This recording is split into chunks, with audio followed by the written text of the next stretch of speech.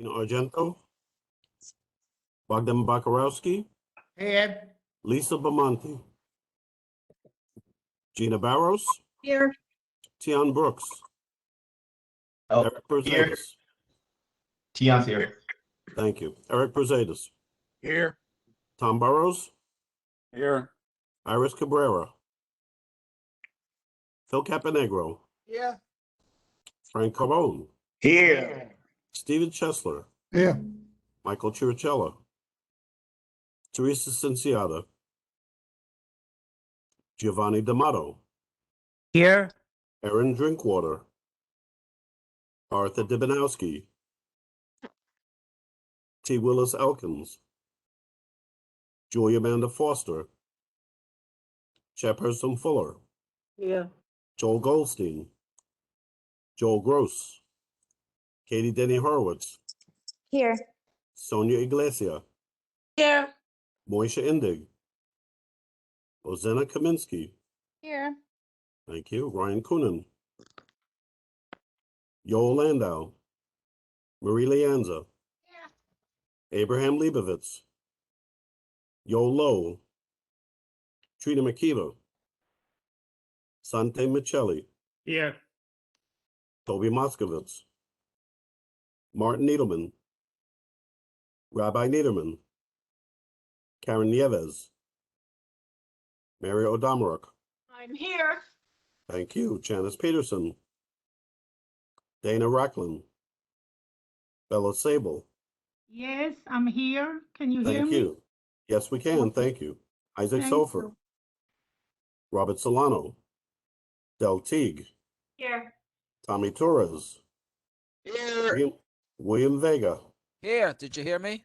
yes, loud and Thank- clear. Thank you. Maria Vieta, Stephen Weidberg, Simon Weiser, Here.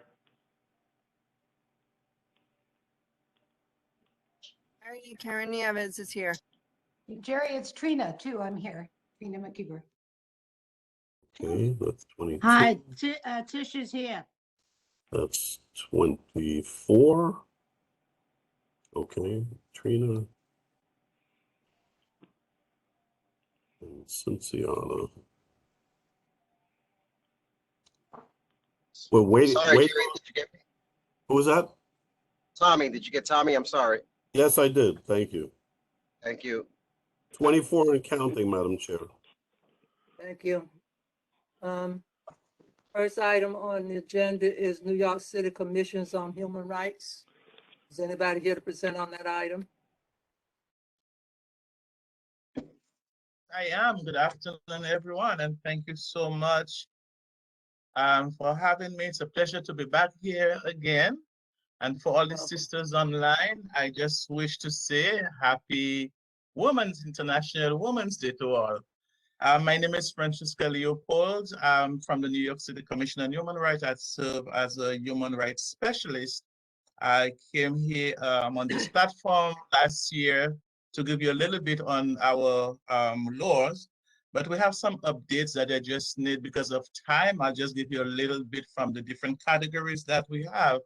The information tonight that I'll be sharing with you, they are out for tenants as well as landlords. Tenants would know what the rights are under our law, and landlords themselves will know what they should do and what they should not do. So you don't waste your time having to come to our office, having to come to sit down and to have any sort of hearing when it comes to discrimination.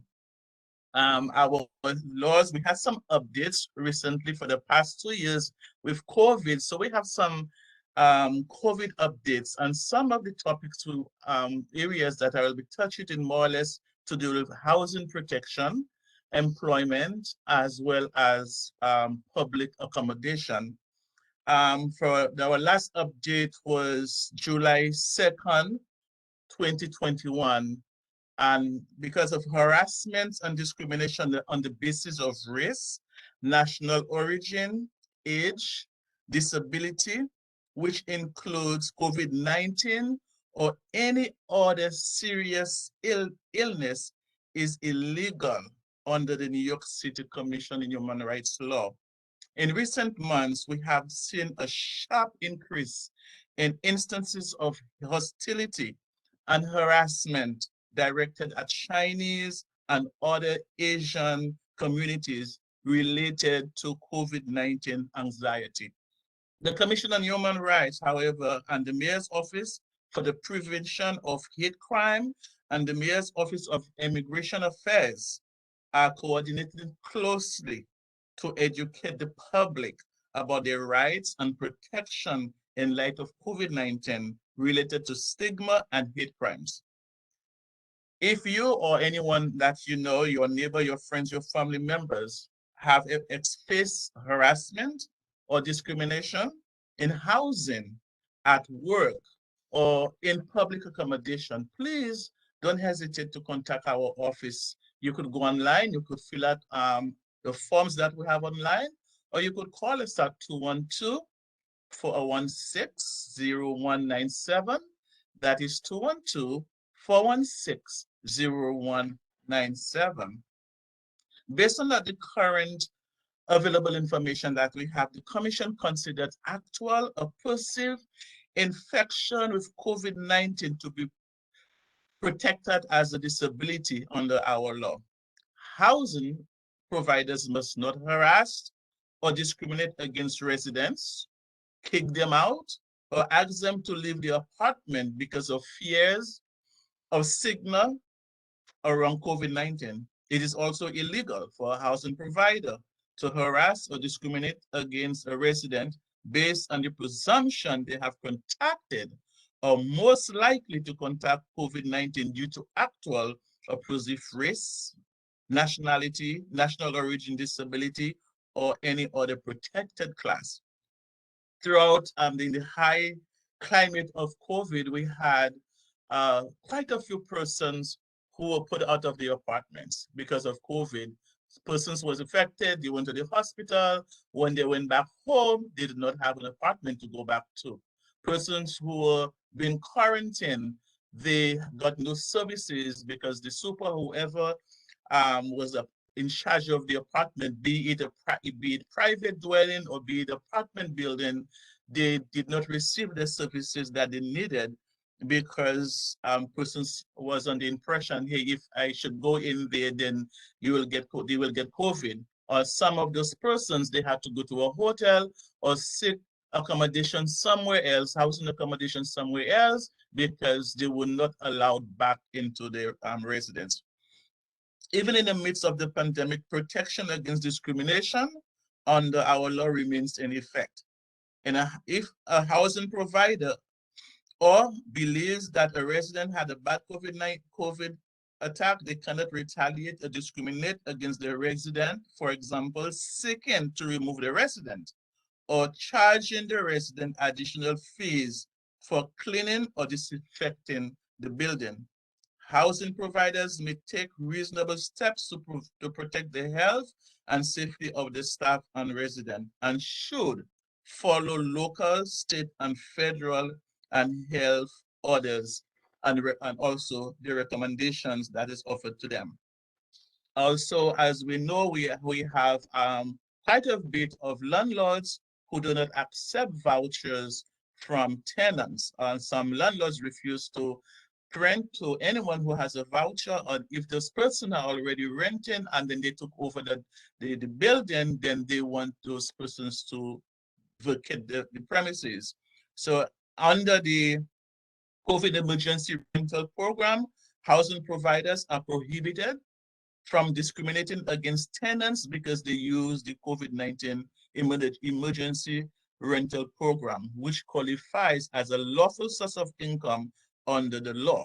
So it is just to remind you that if someone should come to you and they have a voucher, you should not tell them, no, I'm not renting to you. Or if you have a voucher and you are seeking for housing, and the super, or whoever it is, realtor, whoever who is in charge, refuse to accept your voucher, then you come to us, call us, because it's against the law that they refuse to take your voucher.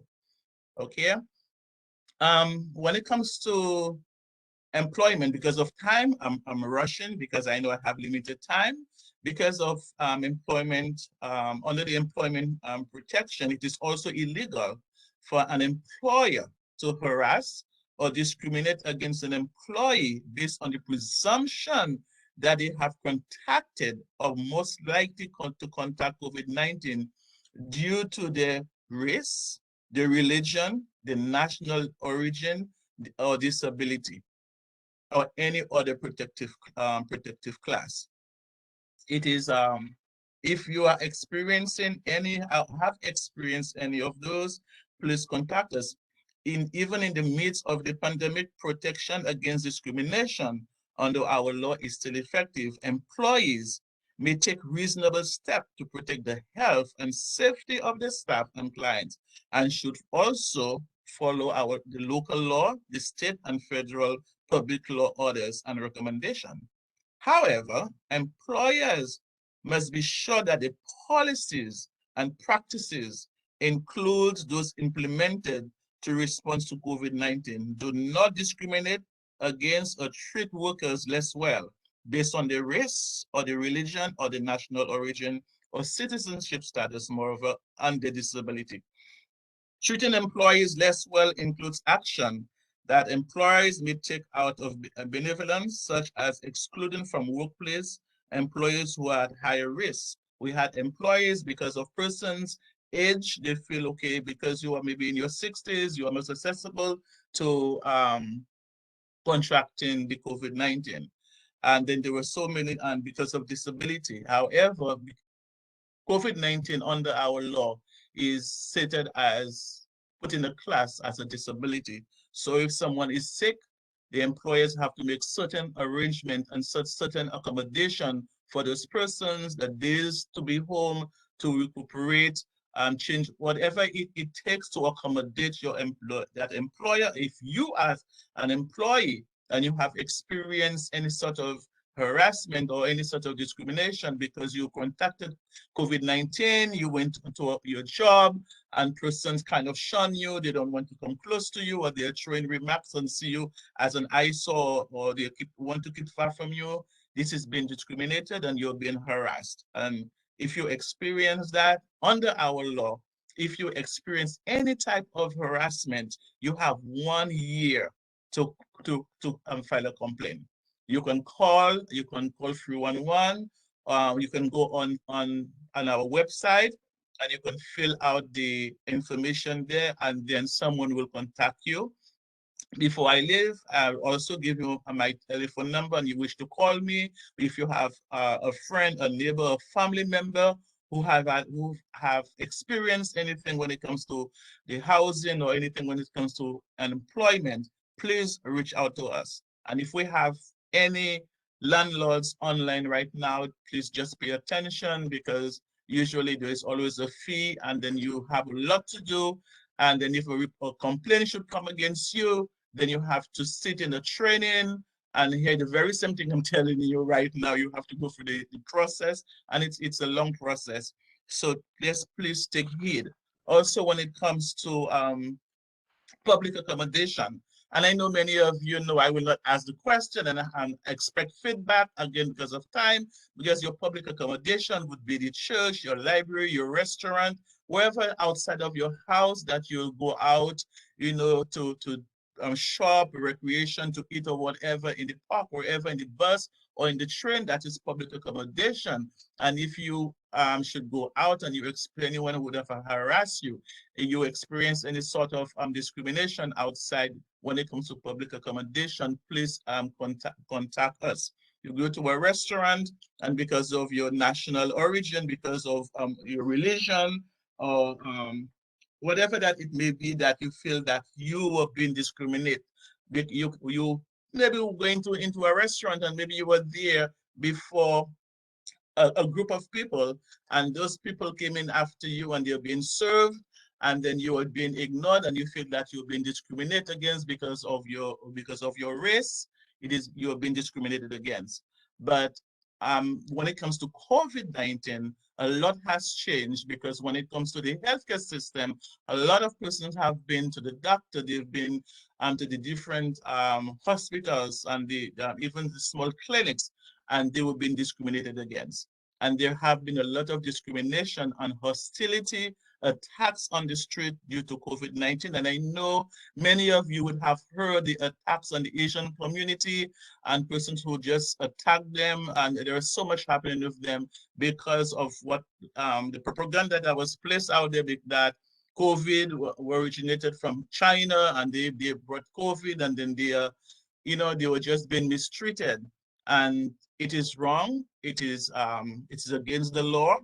And anyone and as we spoke to law enforcement, they have informed us that there were more of those attacks that were not reported than those that was reported. So if you are on the sideline and you notice anything happen, everybody turn on the cameras, turn on your cameras, take a picture, call us, and let us know what's happening. Because you put yourself in that person's shoe. You would not want to be walking down the street and somebody attacking you or slapping you or pushing you down and causing bodily harm to you. So under our law is fluid. It changes as the months go, the weeks go. It's just like so many complaints that come to us. And as those complaints comes to us, we take them into consideration and sit with the mayor's office, and then we put policies in place. So remember, I will end now because I don't want to go over my time. It's already 6:20. And just remember that when it comes to housing, when it comes to disability accommodation and housing, when it comes for COVID, persons need their places. And now, COVID has already simmered down. We don't know if it's going to come back up again. But if you think that you have ever been, if you're in the height of COVID and you think that you have been discriminated against, you have been harassed because of COVID, or even when it comes to disability, your race, age, religion, or whatever it is, in the old saying says, if quacks like a duck, then it's a duck. So if you think that you're discriminated against, please contact us.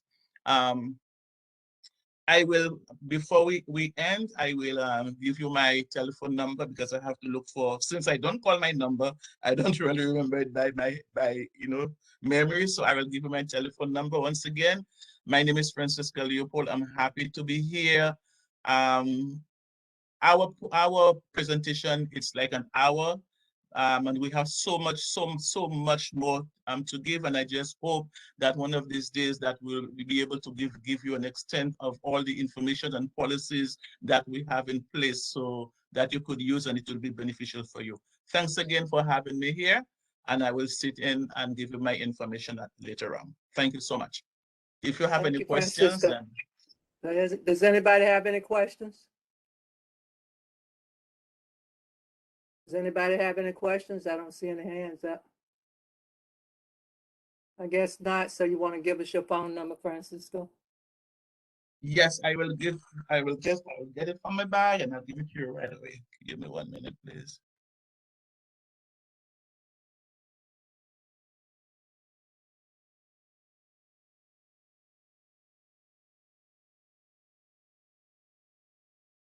Meantime, we have Councilman Lincoln Reslon.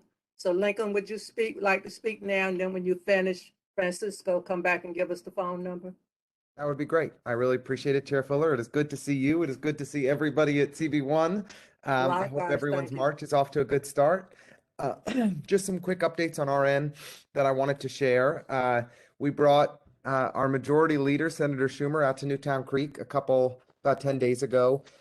He was announcing significant new funding for the Superfund program, and we really wanted him to come to Newtown Creek because it's 12 years after the Superfund designation, and we've seen negligible progress. And so he committed to working with us, our Congress members, to really put some pressure on the EPA. We've got a new president, right, thankfully, and we have a new leadership at the EPA, including the Region 2 point person who's got a lot of familiarity with our community. She used to serve on the board of El Puente. So we're hopeful that with new leadership at the EPA and the focus of our senior senator and our members of Congress, we can finally start to see Newtown Creek, one of the most polluted waterways in the entire United States, finally cleaned up. Gowanus Canal was designated a Superfund at the same time as Newtown Creek. It's on a glide path to getting cleaned up. We've seen no progress here. It can't continue. So I'm really pleased that we're finally picking up some steam there. We had a big community meeting last night, nearly 100 attendees on the Newhart site, a state Superfund site, sticking in Northern Greenpoint over by DuPont and Franklin. The developer, DEC, OER, so the city and state environmental regulatory authorities joined the call, along with myself and Assemblymember Gallagher. And the development team laid out their plans for finally cleaning that site up, which has been one of the most toxic sites in our neighborhood for decades. So I'm pleased that we're finally seeing some progress there. We're going to make sure that the developer is communicating transparently and clearly and consistently with the community to get the situation under control. And we're going to make sure that the city and state environmental regulatory authorities are all over the developer to make sure that everything's handled exactly the right way, because this is a dangerous site and it needs to be cleaned up, but cleaned up right. One thing that we've been organizing around tenant action is that there's a private equity firm named Greenbrook that's been purchasing buildings all around our district. In fact, they purchased 16 buildings in the 33rd Council District in the last few years. And their business model is to kick out longtime tenants and try and bring the apartments up to the most expensive rent that they possibly can. They purchased buildings in Greenpoint and in Williamsburg. And we are going door to door to every one of the Greenbrook tenant buildings, making sure tenants know their rights, that we're educating them about how they can stay in their homes. Their business model is to go after tenants who are not in rent regulated housing, and give them, even if they've lived in the apartment for 20 or 30 years, give them 30 days notice, say that we're not renewing your lease, and try and jack up the rent as much as they can. It's not the right way to go. So we're putting some pressure on them to try to do a better job of protecting our tenants. And then one last final thing I wanted to highlight is last week, along with Borough President Reynoso and many of our neighboring council members, including Jen Gutierrez and 7 other Brooklyn council members, we sent a strong message, sent a strong letter to developers and to the Department of City Planning that we'd like to minimize parking in new rezonings in our community in transit-rich areas. We've got a development proposal coming down the pike in CB1 on the corner of North 7th and Bedford, 28 units of housing. They want to build 14 units of parking on top of the Bedford L train. It just doesn't make any sense. We shouldn't be incentivizing more and more private car, parking use, off-street parking in transit-rich areas. We should be investing in affordable housing. Our planet requires us to be focusing on mass transit. Those are my priorities. And so this is something that we can do within our control as council members and the borough president, and hope very much to have a partnership in CB1 to try and minimize parking in new rezonings in transit-rich areas so that we can really invest resources as much as possible in the things our community really needs, like affordable housing and open space. Always happy to join CB1. I probably could have given you 15 other updates about lots of other good things that are happening, but I'll leave it there for now, and just want to thank you for having me again. Thank you so much, CM. Does anybody have any questions for the councilman? Yes, Joel Gross. Okay, Bill. Mr. Gross, how are you? Fine.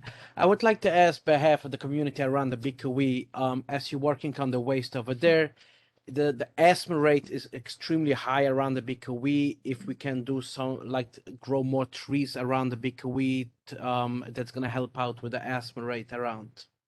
I love that suggestion, Mr. Gross. In fact, I was at City Hall meeting with very senior leadership, deputy mayor, chief of staff in the mayor's office last week, discussing improvements that we can make to the BQE.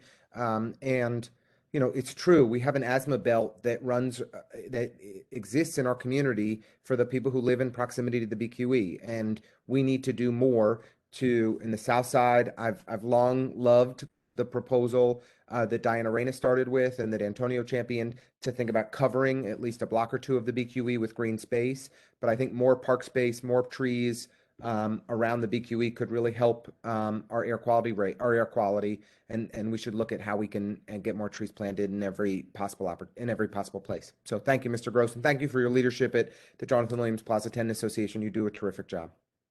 Thank you. Does anyone else have a question?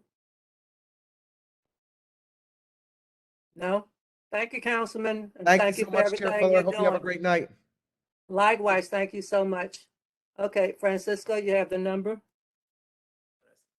Yes, I do, and that is 718-354-2454. Is my office number, 718-354-2454. 2454, and my cell number is 347-931-0806, 347-931-0806. Thank you. Maybe you might want to repeat them because you was kind of fast there. Oh, I'm so sorry. 718-354-2454. 718-354-2454. This is my office number. And my cell is 347-931-0806. 347-931-0806. Okay. Thank you so much.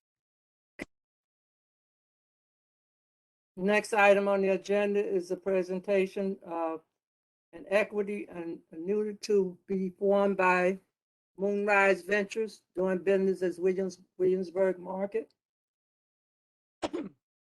Is anybody here to present on that item? Moonrise Ventures? Yes, we're here.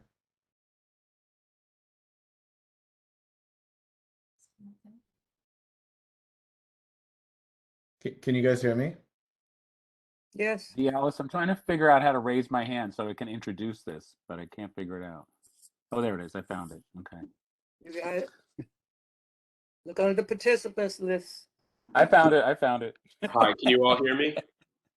Yes. But Alice, before they start, I just want to let the board know that when the committee has applicants which are either over a certain size or a certain capacity, we have them come to the full board because the members of the full board may have different concerns than the committee has.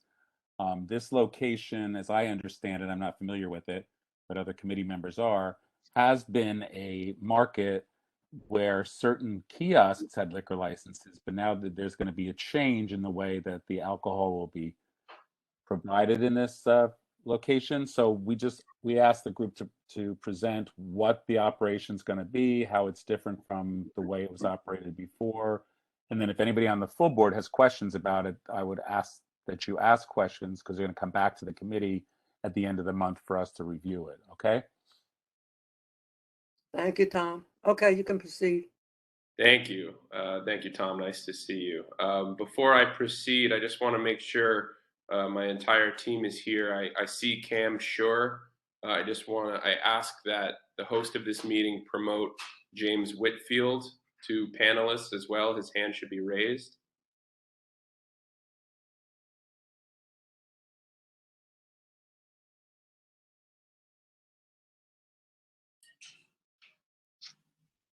Hello, thank you guys. All right. So good evening, everyone. My name is Phil Dorn. I'm an attorney with Pazetsky and Bookman. Like I just said, with me are Cam Schur and James Whitfield, who are looking to take over the old North 3rd Street Market on North 3rd between Berry and Wythe. They are looking to open a new and improved Williamsburg food hall. We're here in front of you all today, like Tom mentioned a second ago, because the occupancy of the space is 266, which is greater than 250, and thus we are instructed by the SLA Review Committee to appear before you tonight.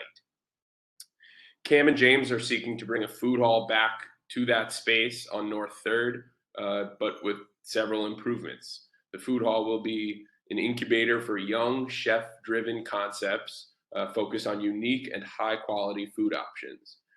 There will be one liquor license covering the entire food hall, which will be held by the food hall operator, which Cam and James own.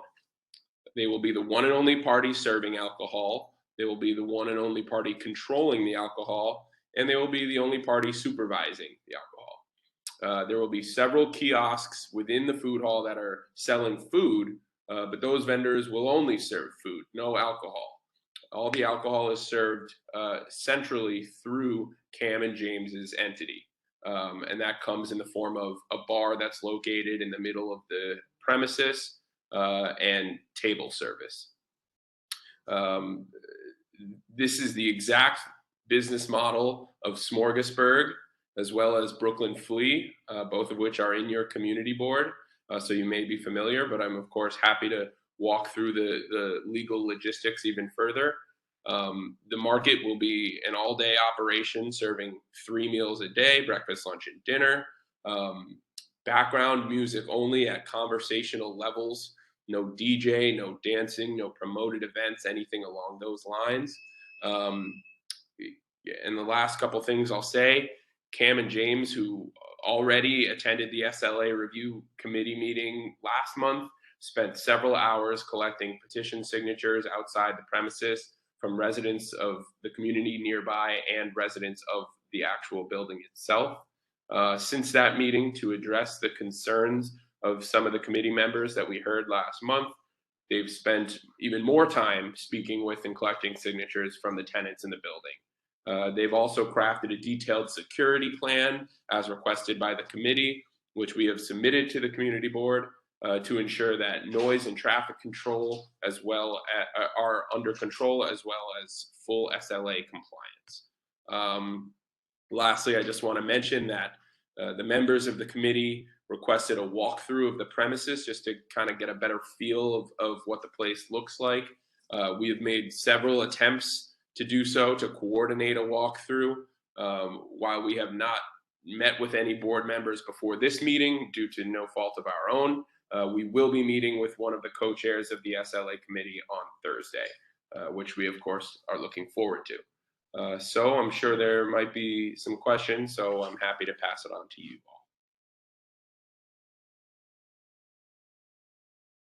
Are there any questions? I was just asked exactly where you are, so if you could just explain where you're located again. Sure, it's on North 3rd between Berry and White. Okay. Committee members who had, I don't remember what the concerns are because I'm not familiar with this location at all. So my committee, anybody on the board, if you have any questions or are familiar with this location and how it might be changing. Yes, Tom, I'll just say from my point of, wait, I was still speaking, Sante. I'll just say that to say that it's like Smorgasburg or Brooklyn Flea is not a good thing for me. So I just meant it in the form of how it complies with the SLA, because there were some questions last month. That's an opinion of, that can go different ways. So I would just leave it where it is. Just present your own position. Don't compare yourself to anyone else. You don't know who's. Thanks, Tom. All right, present your story. Don't go there. All right, go. I'm done. Okay, yeah. Sante, go ahead. Yeah, thank you, Tom. Now, just a question. I heard last time Tom and the committee, was having some concern in terms of the resident petition, and I'm right now on the Zola map. If they can give more input to the full board, and I just see 103 North 3rd Street on the Zola map. There are 52 units of this one, 40 residential units. The adjoining building just behind has 83 residential units, a total of 84, probably with a commercial one. The other joint building, this is a kind of group of super blocks, I will define. The other building adjoining at the other corner has other 63 units and 72 in total of with a commercial. And I can keep going on. I mean, the number of residents there is kind of, could be concerned. I don't know exactly. I didn't see the application on this activity, but just to be aware, there's hundreds and hundreds of residential units there. So I don't know in what terms this business is going to operate, but could have a profound impact on the quality of life for the resident. That's all.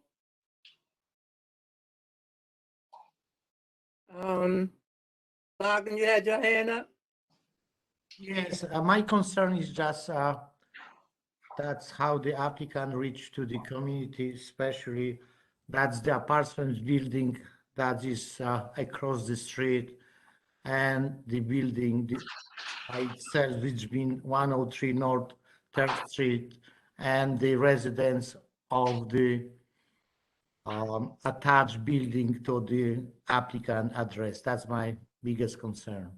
Thank you. So that's basically what I mean. If the applicant reach to the direct residence of the building, of the location, not 5-10 blocks away. Yes, we spoke with, since the committee meeting on March 22nd, we spoke with a handful of the residents in the building. Our address is 103 North 3rd. The residential address is 107 North 3rd. It's all the same building, but it's just a separate number. And we have 25% of the residents in 107 North 3rd. We have their support as evidenced by the signatures that we've submitted.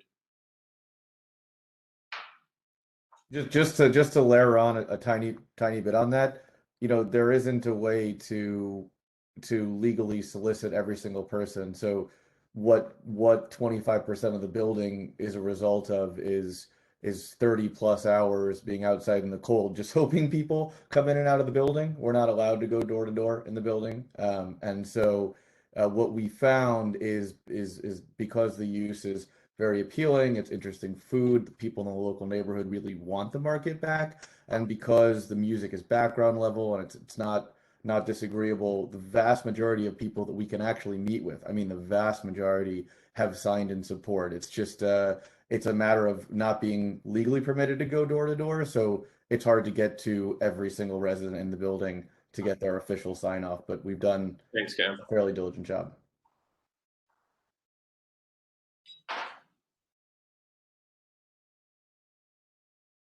Steve Chester. Thank you. I have two questions. One, will be the closing hours of the facility? And then the second one is kind of geared, I guess, more towards Tom. If you're aware of complaints at the former facility there, either related to noise or odors related to food or smoke. And then if the applicant is aware of that, are they instituting any improvement measures or mitigation measures to ensure that, that type of problem will exist? Sure, and thank you for your question, questions. To address the first one, the closing hours will be 1 a.m. Sunday through Thursday and 2 a.m. Friday, Saturday. I do also want to point out that it'll be open at 6 a.m. each day. It's not just targeted at a late night crowd. It's really focusing on breakfast, lunch, and dinner, and serving all throughout the day. And as far as the second question goes, I know you directed part of that to Tom, but as far as I'm aware, and perhaps Cam, you can speak up if I'm incorrect here, we're not aware of any complaints as far as odors or smells or sounds. Yeah, our diligence did not, personally, I would actually love to hear from Tom on this. Our diligence did not reveal any outstanding issues with noise or sound, or odors. I can tell you that the ventilation system is almost brand new. It's a great industrial system, so we tested it carefully. Everything is beyond up to code in terms of odors. From our understanding, it's really kind of top of the line in that regard. And in terms of sound, we haven't heard any complaints, and we utilize a sound engineer for sort of maximum mitigation for any sound. So they are involved in everything from sound dampening anchors for the speakers that we have, to speaker directionality, to sealing of doors and everything else, just to make sure the sound is not escaping the premises.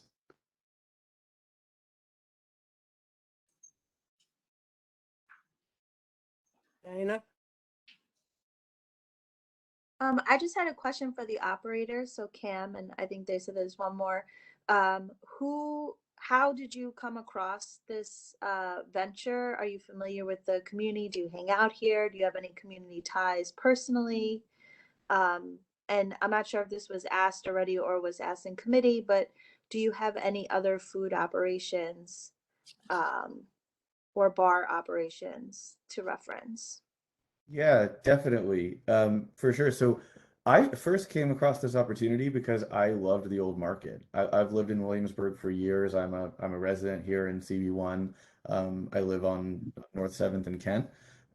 And I was a customer at the old market and loved the old market and was super sad to see it go away during COVID. So I found out about it just by walking by and seeing it closed and eventually deciding that I wanted to market back in my own neighborhood. So it's for this one's a pretty personal project for me in that regard. In terms of other operations, yes, James and I work together. We have a couple more bars and restaurants that are based in Manhattan.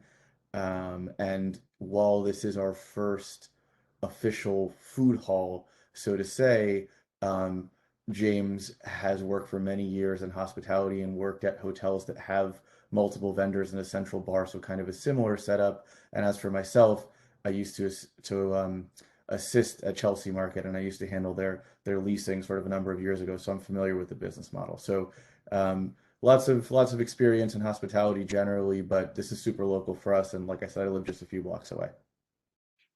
Dana, I'm surprised you didn't ask about job recruitment. Well, Tom, how did you know there's not a follow-up question? Once I found out he lived here. So the follow-up question in reference to what Tom is saying is, being that it is a food hall and it operates at 3 meals a day with limited liquor sales, you know, we do have a lot of schools here. We also have a growing like 19 to 24-year-old unemployment problem. What is going to be like for training and recruitment? And ensuring that local people are hired. And I'm also interested in, like, oh, there's going to be diverse foods and chefs. Like, what does that mean? Who are the people that are coming to this community to make money off of the community? That's yeah. So you know, we operate 2 other locations as well, and you know, so we have you know, tons of experience in sort of training people. So you know, we're taking anyone with experience and without experience, right? You know, being that it's a market bar, and then also with restaurants inside, that sort of has a very broad range of you know, potential employment opportunities for people in the neighborhood. You know, we tend to hire from people in the neighborhood. It's just more of a better practice with, you know, getting people on time and sort of cutting down travel time. But, you know, to sort of touch on your point about the food, you know, we really want to have a very wide range of food in here. We want to make it a food haven.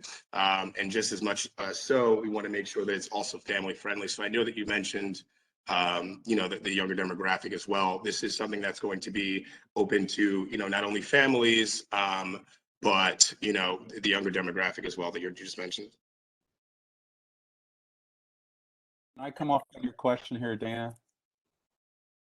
of course, Tom.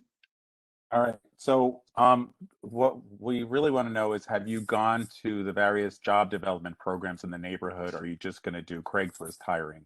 Because Opportunity for Better Tomorrow, St. Nick's, the various high schools all have job development people at them. And Dana certainly knows lots of those people and could connect you with, you know, young people or who looking to work who may not necessarily be in the traditional loop of reading some kind of social media job posting. We would love to connect with Dana and let me tell you guys, we can't hire a single person until we have your approval, but we would love to hire off of any. Took the word right out of my mouth, Cam. We gotta. We're a little ways away here. We need the SLA committee's blessing, of course, in a couple weeks, and then a few months of renovations, and then at that point, we are going to be extremely excited to touch base with Dana and all of those groups, and not just hire off of Craigslist. Yeah, just to piggyback. But are you familiar with Puente, Los Sures, St. Nick's, all of those organizations, to go to them saying, we're opening a food court. We have a lot of food vendors are going to need, you know, people to work at them. Do you have young people looking to work? We're looking for that. Go out into the neighborhood that's been here forever and employ some of the young people who are not getting opportunities. Well, if the best way is to connect with Dana or you, Mr. Burrows, or someone else on the committee, to put us in touch with those groups, we would love to do that. And anybody on the board who has connections, Bozina, you know folk over in your section of town, right? Giovanni and I are volunteering to work with them around employment for young people. Excellent. Got it. Katie? Thank you. So I definitely remember going to the old market. Definitely family friendly. I would always bring my kids there. But I'm curious, maybe this is a question for the board, but in that old market, were there complaints from residents about either noise or smells or anything like that that would give pause to reopening it in this way?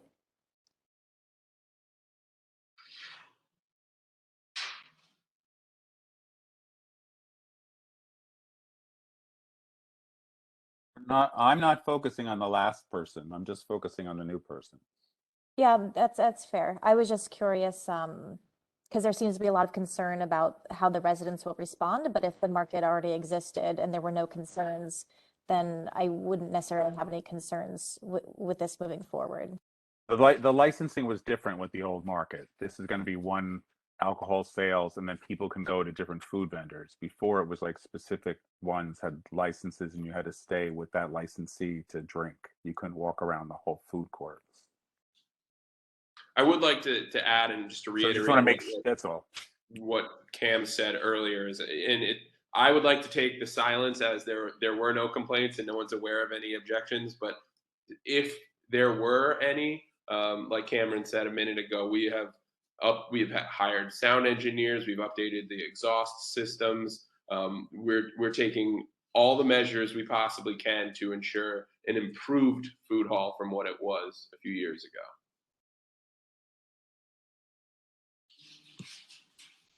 Yeah. Yes, I was also curious as to whether we are aware that there were complaints from the community. And so I'm glad that, that Steve, you asked the question in the first place. I think the other questions that have been asked and suggestions that we hire locally are very important. I just wanted to mention, I do live very near the court, and I never heard of any complaints other than the fact that many people said, the food's too expensive given the very informal atmosphere. So I would just hope that for the business, for the business here, that maybe because you're having a lot more hours, open hours, that maybe hopefully that will mean you'll be able to have a better business model and maybe the food won't be so expensive. I don't know, but it was a family friendly place. And I think, I heard a lot of people were very disappointed when the old market closed down. So as long as we don't know of any complaints, I had never heard of anything, except, as I said, as some people saying, it's kind of expensive considering it's so informal. Anyway, that was just something I wanted to say. Thank you. Thank you. Are there any other questions? I don't see any other hands. Okay, thank you so much. Have a good evening. Thank you all very much. Thank you so much for your time. You're welcome. Thank you, guys. Next item on the list is F and Ross Studios, LLC. Okay, everyone. TBD. Sorry, everyone. This is another one of our big operations.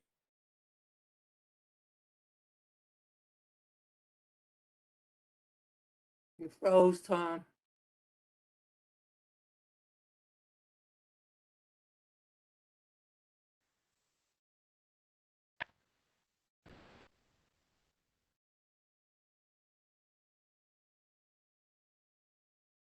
Tom is frozen, so you can. We have a rep for this item, Madam Chair, a David Sklar.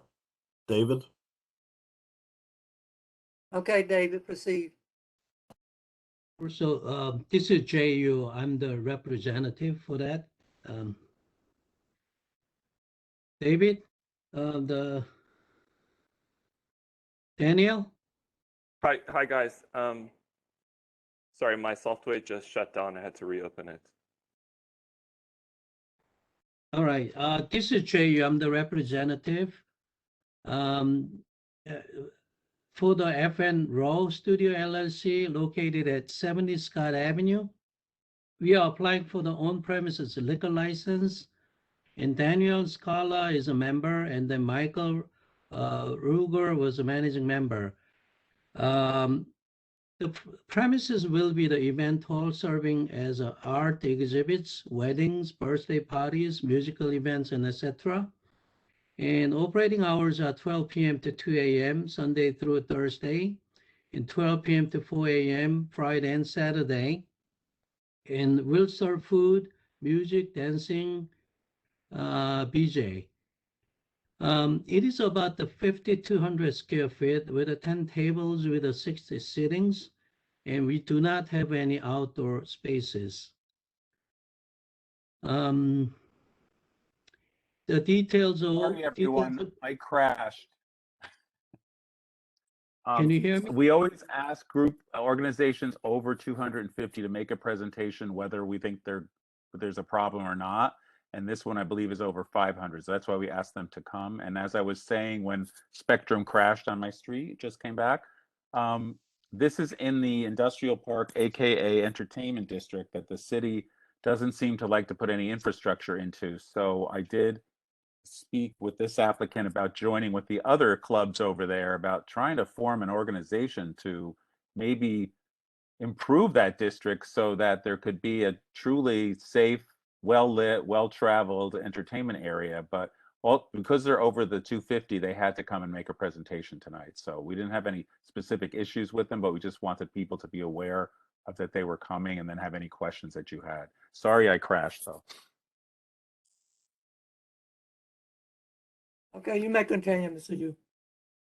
All right, details of the operation will be presented by Daniel Scala.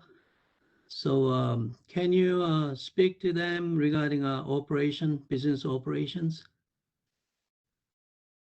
Daniel? Yes, hi. Can everyone hear me? Yes. Yes. Firstly, thank you very much for letting me speak. We are really excited to be starting this project. Let me just start and say that I have been running Fine and Raw Chocolate, which is my chocolate company, for the last 15 years in the neighborhood. I have also been living in Williamsburg and Bushwick since 2003 and deeply love the neighborhood and the people and the culture, and we are very excited to contribute to developing that and growing that.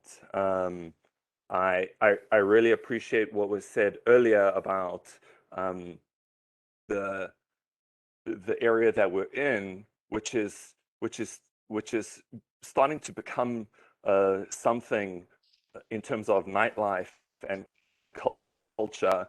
And I think that's probably one of the most exciting things, and one of the things that I think has great potential. And just in that vein, the businesses there, I'm very close with 99 Scots and elsewhere, and have lots of friends at Mirage. We talk all the time. They have been absolutely so helpful and kind and generous with their time and knowledge in helping us get up and running. The chocolate factory just happens to be next door to the event space. So I have a very strong interest in making sure that the neighborhood is respected and run well, because my main business is next door. I would also like to say that I have been working with St. Nick's alliance for several years, and that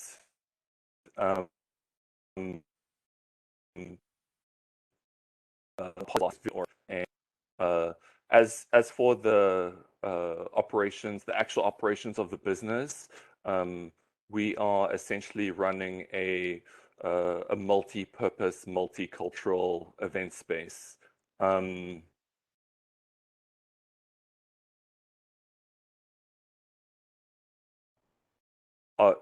Is there anything specifically that the area is just so that everyone has some color to the actual location?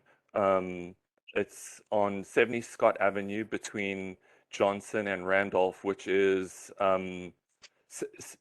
deep into the industrial area, several blocks away from any residential.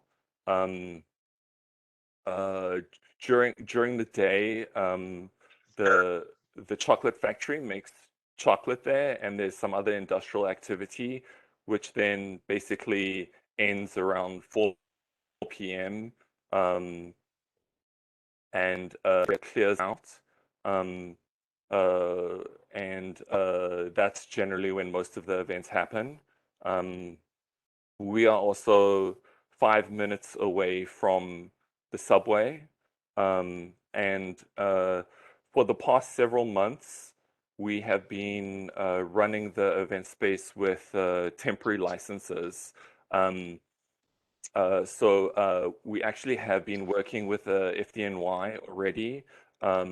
We've been working with the 90th Police Precinct 2. My direct contact at the 90th Precinct, a really nice officer named Michael Riley, has generously offered his contact details if you want to contact him as a reference about how our operations have been over the past several months. As I keep very close contact with him, and I inform him about all the events and ongoings that we have. So he has absolute knowledge of everything that we've done over the past several months, and he's very happy with us. He's very happy with the way that we run our security, the way that we operate, the addition that we add to the neighborhood, I hope that all of you guys can come and join us one day at one of our very diverse events. We've hosted tech art, NFT. Can I interject here a moment? How many temporary permits have you had? I'm not entirely sure offhand, a dozen or so. Because the law is you get 4 a year. So where are you getting dozens of temporary permits? Who's writing the letters? Because we know nothing about them. We had the same problem with Avant Gardner getting temporary permits around the community board. They were operating without the community board knowing about it, and we found out it was the borough president's office. So who's writing your letters to get temporary permits? Because, like, what's the point of us approving anything if somebody else is just giving you permits to get liquor licenses?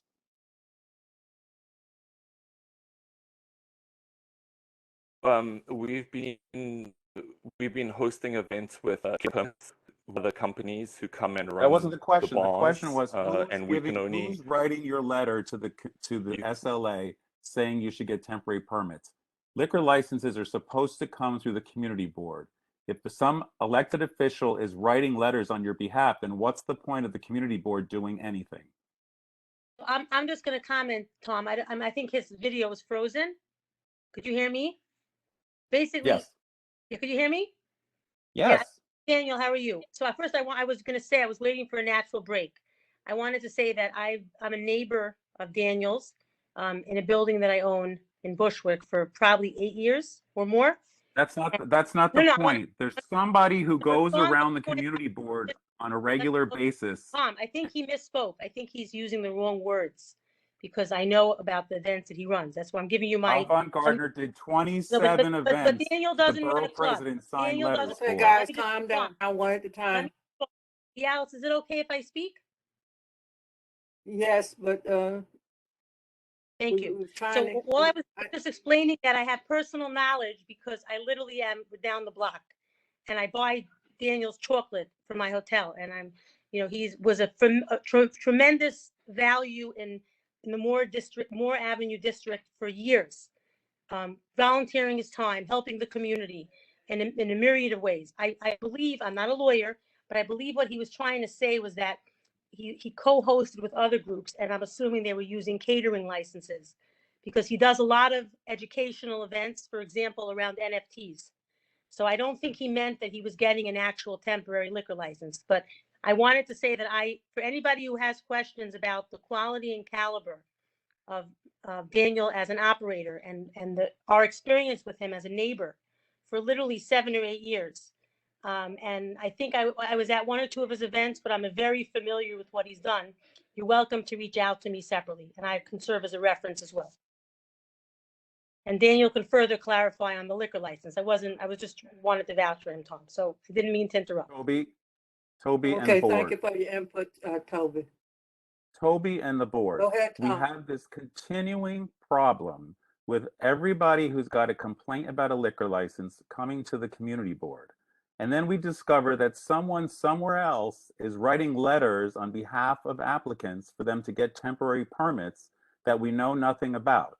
Avant Gardner, when they first opened, had 27 separate temporary permits to do events with thousands of people at them in what ended up being an absolute fire trap. I finally went over with Jerry and Dialis and the fire marshal and the railroad people and found out all kinds of violations over in that place. But some elected official was writing them letters saying they were the greatest thing since white bread and they were getting liquor licenses. And if someone had been killed, the community board would have been blamed. So I have no issue with Daniel. I know people who know he's great. It's wonderful, but it's like somebody keeps going around the community board process and somebody goes to them and gets them a letter and then they open up a liquor license operation and then we get blamed if something happens. So that's what I'm trying to find out. Who gave him letters to do temporary permits? If they're going to do that, we don't need to have meetings. We don't need to meet every month for hours and hours to go over licenses. Let that elected official take the blame. So I need to know who did those temporary permits. Tom, we have worked with several different catering companies, and we work directly with the catering companies who are allowed to cater off premises. I honestly wish I had an elected official. I do not. That is something that you broke up a bit there. Which company were you referencing? Did you reference Mirage? Avant Gardner at the beginning. Yeah, Avant Gardner. I mean, Avant Gardner is an entity unto themselves. They are. Well, they've improved. They've improved. Yeah, they've improved. Yes, I just don't think that we are. I don't think that we should be in the same category. It's not about you. as It's who they about are. we getting blamed all the time for liquor licenses that somebody else is approving. It's not you.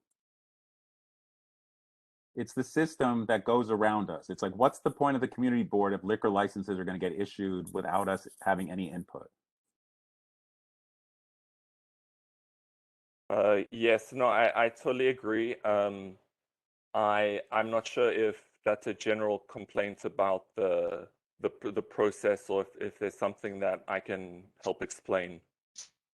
Our questions for you was, did you have security? Do you have a system for the app cars and the black car staging? What's the subway access? What's your relationship to the 9-0 and to the FDNY? I'm familiar with the community relations officers at the 9-0. I don't know if Dana knows who Michael Riley is, whether he's the person who's supposed to speak on behalf of the 9-0 or not. I don't know who Michael Riley is. But do you have a security plan? Do you have a plan for the cars picking up people? Do people know how to get the subway the safest way possible so we don't have any kind of assaults or anything else going on in the dark night? Those kind of things. That's what we need from you. Yes, yes, to do. The street lighting is very good from us to the subway. It's 5 minutes away by foot. We have excellently trained staff at the door. We have a team of excellent security professionals who at the end of the evening control all the traffic. And the door staff and the security are all primed to help people with their car services.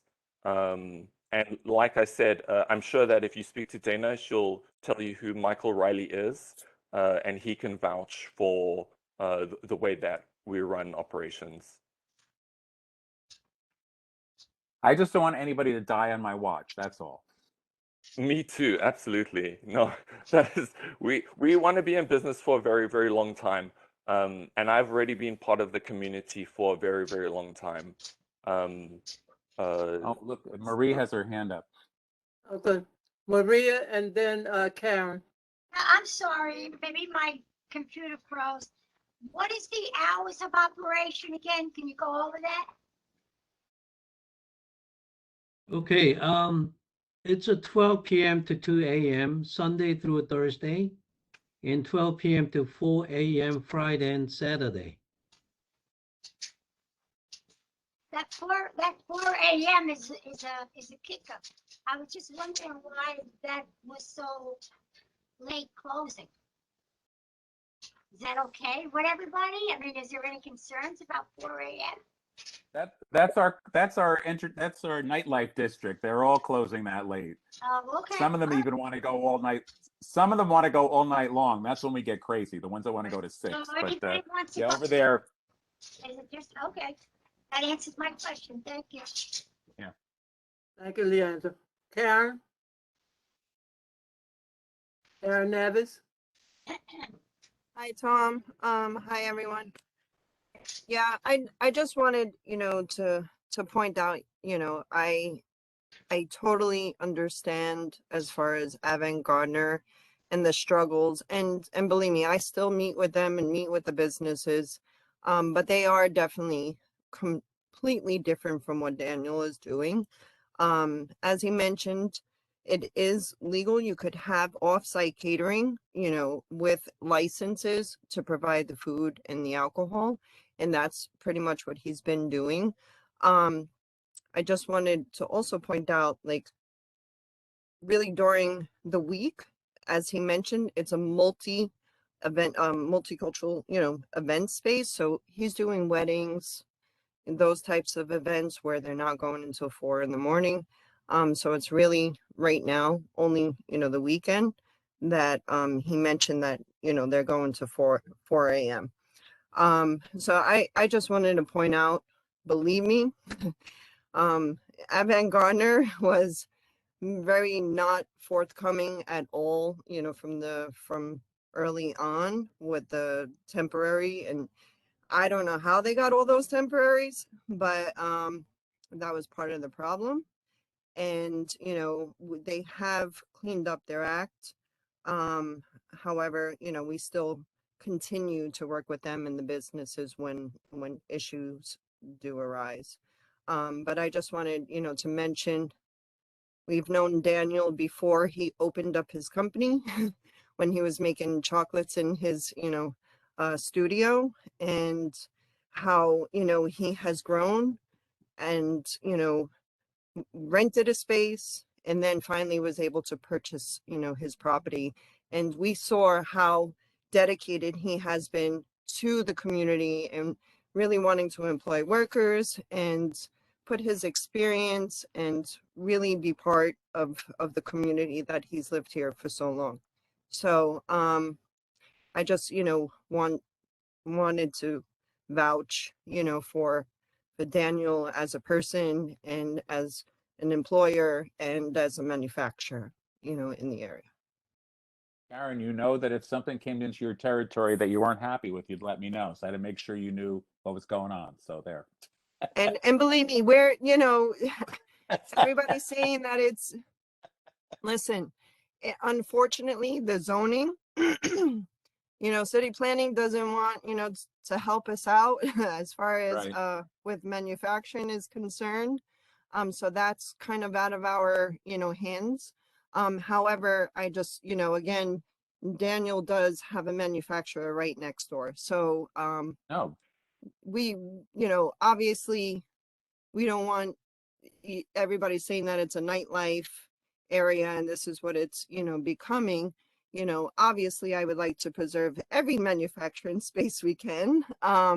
But, our hands are tied and, although we don't, support, or, deny liquor licenses, I'm talking about as far as my evergreen hat, but, I do want, to vouch for Daniel as a person and someone, that has grown in this community and has really employed, workers in that respect. I just wanted to let everybody know that he's done a lot for the community. Thank you, Karen. Are there any other questions? Are there any other questions? I'm good. Okay, thank you so much, Daniel. Have a good evening. Thank you. Hey, You're Tom. welcome. everyone. Tom, Yes, just, ma'am. Good night. just so you know, Next Mike item on Riley is an the, next NCO. item on the agenda is the budget. Gina Text me, Bowers. Dana.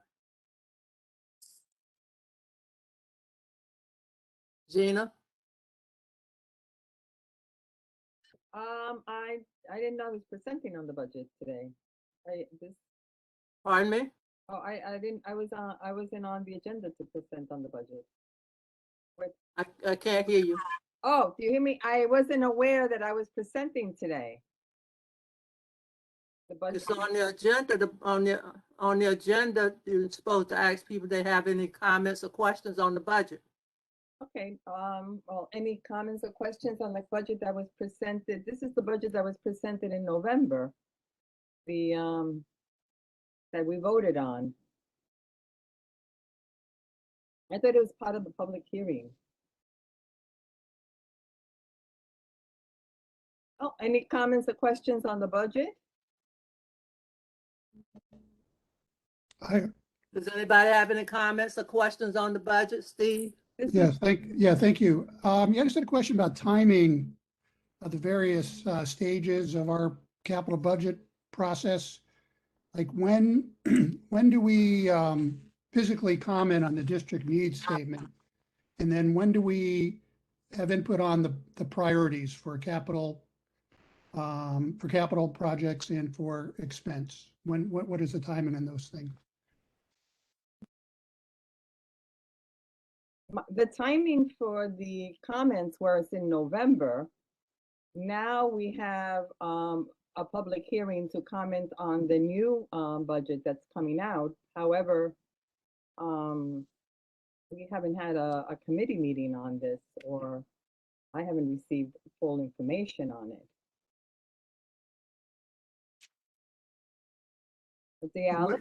What's the deadline for the board responding to the city on the budget?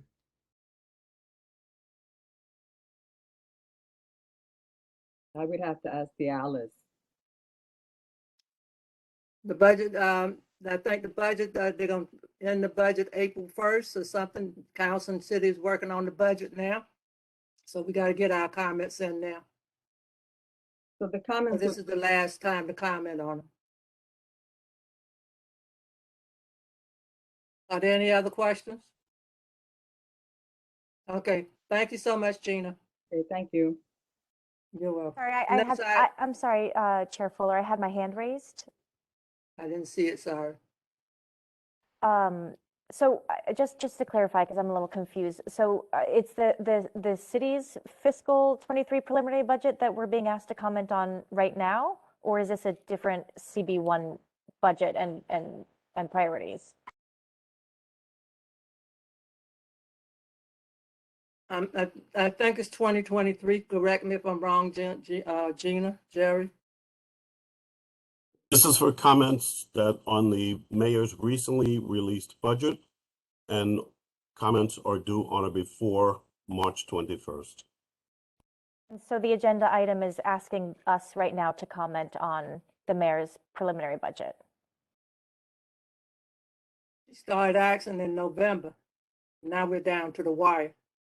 So if that is the case, my comment would be, in North Brooklyn Parks Alliance and I think many others in this community are part of the Play Fair Coalition, which is asking the mayor and the city council to place at least 1% of the city's budget on parks. Right now, there's currently I think $60 million decrease to the fiscal 23 budget for the Parks Department. And so I think the comment, especially given the priority of parks in this district, is to not only restore but increase the budget for the agency. Thank you. Are there any other questions? So I will include that in the report. I will add that to the report then. That has to be submitted. Alice, I have a question. It's Trina. Yeah. When does the district needs document get revised? And can the committees each have enough time to revise? Can we make it a point for the committees to look at the district needs statement and actually revise it? Or to look at it, and if there is need for revision, to revise it, but to give plenty of opportunity and to make that kind of a directive from the board to the committees. Okay. When does it get revised? When does the final, at what point in the year? I've forgotten. Well, all of this is in the budget, right, Gina? The district needs, this is the district needs. Yeah, this is in November. But what I can do is, this is my thinking of having a committee meeting with the different committees and reviewing the budget that was submitted in November. And I can add this comment to it, and we can meet because we're just reviewing the new budget that's coming out now.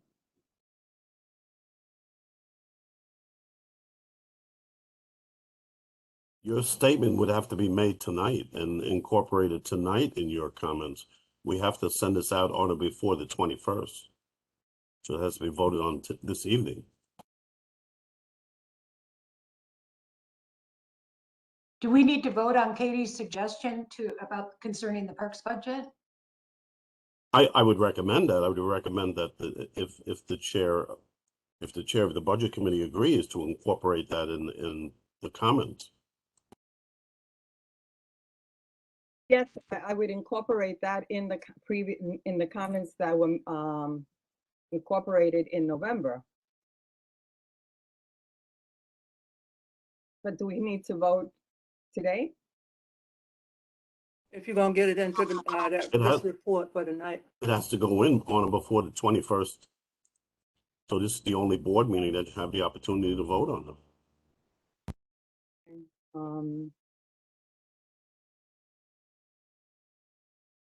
So if it's needed, I make a motion to adopt Katie's. We'll vote on it when we go into committee meeting. Fine. We're on Okay, public thank you. session now. Okay, so we will include, where's my?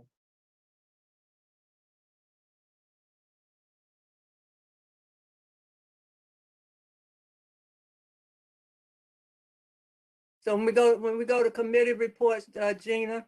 Okay. Then you'll read what you wanted to add it in there, and then we'll take a vote on it when we do committee reports. Yeah, what we can do is I'll review the budget we voted on, and then we'll add that to the budget and any other comments. Right. Okay. Does anybody else have any other comments they want to add it to this budget? I do, Madam Chair. This is Steve again. It's kind of a preview of what I'm going to talk about in the committee report for environmental protection. Is an investment in climate change mitigation measures, specifically dealing with flooding from cloudburst events and sea level rise. I think there just has to be a significant investment in our community since we're a large extent a waterfront community.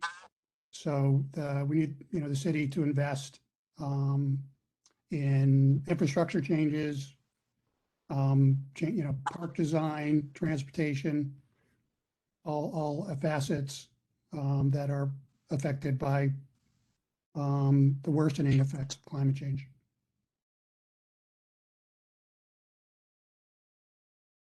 Okay, so we'll do it on the committee reports. Anybody else? Okay, thank you. Next item on the agenda is liquor license. We have any speakers on liquor license? Yes. Perry Lee.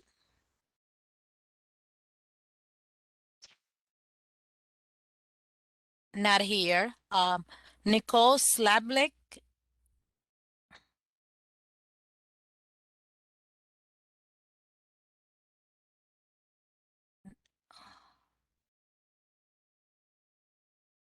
Not here.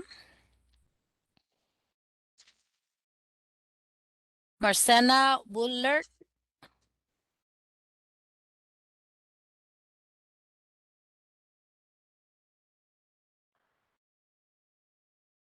Not here. And Doug Strittmatter.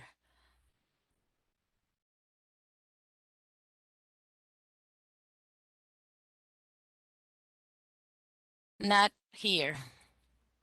That's it on the public speaking for liquor licenses. Well, don't you have one more, Allison McGuffin? Oh yes, I'm sorry. I'm Allison? here. I'm here. Yes. I'm here. Hi. Okay, so do you just go in order or do you just go in who's been signed up to speak? It's your turn, Ms. Guffin. Yes, we go according to the Okay. time you signed up. Okay, so I'm here to speak on the item number 9, which is Cafe Estero LLC, which is a proposed bar from a restaurant group out of Chicago, not a local business owner. I am a resident across the street, directly across the street at 1154 Manhattan Avenue. I've lived in this community since 2005. I would like to raise to the community board's attention concerns around bringing another bar into the neighborhood, right directly across from an existing bar, literally directly across the street from Greenpoint Brewery, in an area that is increasingly residential, including new construction going up sort of diagonally across the street that will have affordable housing as a component in it, and just overall quality of life issues, specifically around noise, hours, traffic. Honestly, I really loved what I heard from the presenter in Williamsburg talking about, music levels being locked at conversation levels, at no DJs, I like what I heard about having like a noise of sound engineers, which, as I understand it, this establishment has not yet agreed to comply with a community board plan. So I just wanted to go on record. There have been, residents in the area who have expressed similar concerns.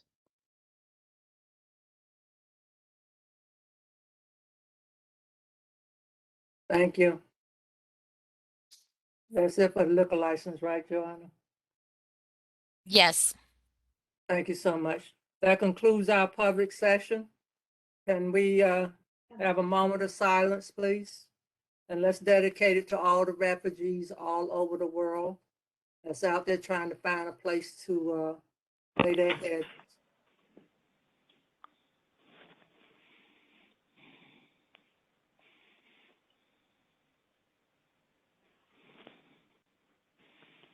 Thank you. Can I have a roll call, please, Jerry? Chair, this is Simon. I would like to discuss a resolution about the Russian war. Do you think it's appropriate to do it now after the minute of silence, before the roll call? Let's do it on the new business. Thank you. You're welcome. Can I have the roll call, please, Jerry? Yes, Madam Chair. Gina Argento. Bogdan Bakarowski. Here. Lisa Bamonte. Here. Tina Barros. Here. Tian Brooks. Here. Eric Brusadas. Here. Thomas Burrows. Here. Iris Cabrera. Here. Phil Caponegro. Here. Frank Carbone. Here. Stephen Chesler. Here. Michael Chirichella. Teresa Cinciata. Here. Giovanni D'Amato. Here. Aaron Drinkwater. Arthur Dibinowski. Here. Here. T. Willis Elkins. Here. Julia Amanda Foster. Chairperson Fuller. I see you. Yeah. I see you, Ms. Foster. Joel Goldstein. Joel Gross. Yes. Joel Gross. Yes. Thank you. Katie Denny Horowitz. Here. Sonia Iglesia. Moisha Indig. Ozena Kaminsky. Here. Ryan Coonan. Here. Yoel Landau. Marie Lianza. Abraham Leibovitz. Yoel Lowe. Trina McKeever. Here. Sante Michelli. Here. Toby Moskowitz. Martin Needleman. Rabbi Niederman. Here. Thank you. Karen Yeves. Here. Mario Domerick. I'm here. Janice Peterson. Dana Racklin. Here. Bella Sable. Yes, I'm here. Thank you. Isaac Sofer. Robert Solano. Del Teague. Here. Tommy Torres. Here. William Vega. Here. Thank you. Maria Vieta. Stephen Weidberg. Here. Thank you. Simon Weiser. Here. Thank you.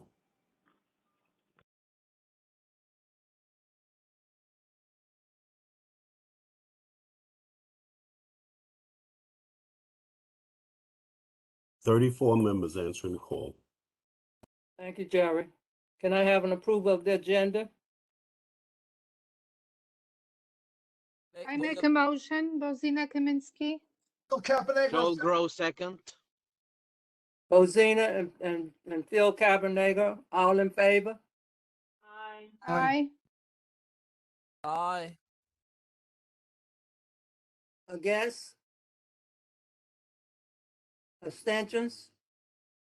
Motion carried. Can I have approval of the minutes, please?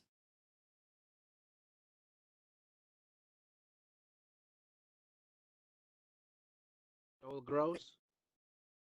Joe Gross? William Vega seconds. Who? Vega. William Vega seconds. Joe Gross and William Vega, all in favor? Aye. Aye. Against? Abstentions? Motion carried. Thank you. Can I have the speakers for the public session, please, Joanna? Helen Nosso. I'll pick it up. Helen Noso's not here. Jose Lugo.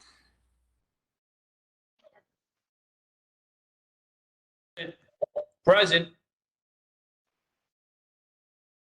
Present, Joanna.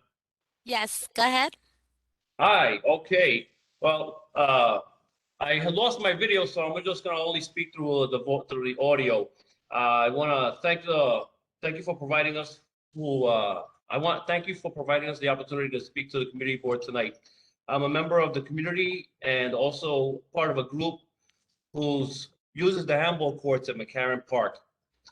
Due to the limited amount of time we have, this is what we want to formally let you guys know about revolving the handball courts at McCarran Park. As you already know, the community board, the handball courts area at McCarran Park have not been renovated since approximately 2001, and they were excluded from the most recent capital project budget in that area, in that section of the park. We are asking the support of the community board once again, who provided us support through the Parks and Waterfront Committee, thanks to Phil Caponegro and his committee to provide us with an additional or an updated letter of support to send to the newly elected government officials and the existing park commissioner in support of obtaining capital project monies to renovate the handball courts they're at. Some of the existing issues with the handball courts are structural in that the flooring of the handball courts, of various handball courts, and there are 12 within the enclosed areas, are cracked, they're broken, and need a full resurfacing, if not replacement. The fencing surrounding or enclosing the play areas also need extension so that players like myself who sustain an injury playing on the side courts no longer get injured while in the course of play. Last, one of the other things that we want to bring to your attention is that the lighting for evening play is lacking in that area between the courts. The existing soccer field lighting is insufficient and really directed towards the park, so those fields. We have recently requested the Parks and Waterfront Committee to review this matter, and again, like I said, give us another letter of support as well as solicit the elected officials for capital project monies to help with get this project funded and underway. One way or the other, we're looking for your support, the Parks and Waterfront Committee, or possibly the Capital Project or Capital Budget Committee, to assist us in obtaining through the elected officials the monies to get this renovation underway. I have some other park members and park group members that may want to speak about it. Everybody's good? Okay, we want to thank you for your time. Are there any questions regarding our session? No, thank you. Thank you. You're welcome. Leslie, I know you're on and you signed up to speak. I will call you under the Parks minute, okay? Thank you. Is Caroline Church here, Director of Community Boards, Office of the Borough President? Yes, Caroline, are you here? Yes, I am. Caroline, I'm sorry. Good evening, everyone. As the chair said, my name is Carol Ann Church. I'm with the Office of Brooklyn Borough President Antonio Reynoso. I am the new Director of Community Boards, and my role here essentially is to provide a really strong support for our community boards as much as we can. I look forward to working with the board and look forward to a really fruitful partnership. Thank you. Thank you, Caroline. Welcome aboard. Thank you. You're welcome. Can we ask a question of that person or not? Yes, go ahead, Tom. Well, I don't know Carol Ann Church, so I just was wondering if she's got background in being on a community board or experience with dealing with us community board folk. I know nothing about Carol Ann other than she's Carol Ann Church, Director of Community Boards. So. Oh, wow. So my resume, I have been at Community Board 2 as the Assistant District Manager and filled in the role as District Manager. I was there for 13 years before coming over to the Borough President's team. So I might just happen to know a little bit about community boards. Okay, great. Thanks. Does anybody else have any questions for our new Director of Community Boards? Thank you so much, Caroline. Look forward to working. A question. Who got a question? Jan, I somehow have been thrown off, by the way, Jerry. I don't know if you counted me. I've been here trying to get on, but I guess we are very interested that right now, but the kind of training and particularly in light of the fact that this is Women's History Month and International Women's Day, we hope that there will be some kind of training, empowerment training for women in community boards, and that we can discuss later, but it's a good possibility. What do you think, Carolyn? Well, I know we're definitely looking at more training for community board members. I don't know that we've sorted it out by gender, but yes, to all the women on here, happy International Women's Day. Women of the World Unite. But we're definitely looking at lots of training for community board members and even community board district office staff to just help everyone work more efficiently and productive. Thank you. Anyone else? Okay, thank you so much, Caroline, for attending our meeting. Have a good evening. Thank you. Okay, committee reports. Parks and Waterfront. Bill? Thank you, Madam Chair. Just unmuted myself. We had our committee meeting on February 17th. Unfortunately, we did not have a quorum, but we had a very nice meeting. One of the first of our item on our agenda, Steve Chesler gave a very detailed update on Bushwick Inlet Park. Was too long for me to go through the whole thing now, but it was very detailed. Our second agenda item was 40 Quay Street, which everyone knows is the old MTA site. And the MTA, they want to sell that site to a developer. We would like them to donate that so it could be turned into parkland and added to the existing Bushwick Inlet Park. So that'll be something we'll be dealing with in the future. The next item on our agenda was pickleball courts. It's becoming a major item in McCarran Park. People are looking for more of them. They've become very popular. So again, we'll be asking parks to put some new pickleball courts in McCarran Park this coming summer. And then we had a little issue. You might have heard about it. We had some sad. It was a sad issue with our dog run in McCarran Park. We lost a few dogs. They had died because of the rodent problem there.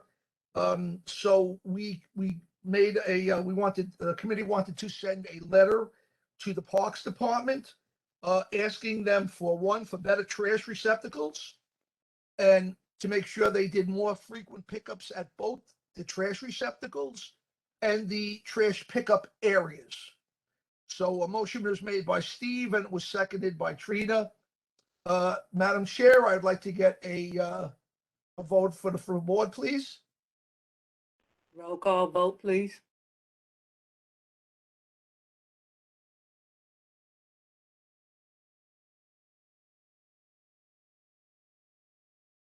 We need a motion first, Madam Chair.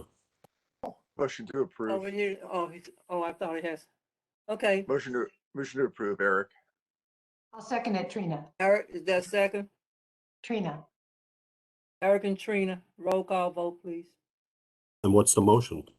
Oh, the motion was that where a letter be sent to the Parks Department asking for better trash receptacles at McCarran Park and more frequent pickups at the garbage receptacle areas and the trash pickup areas.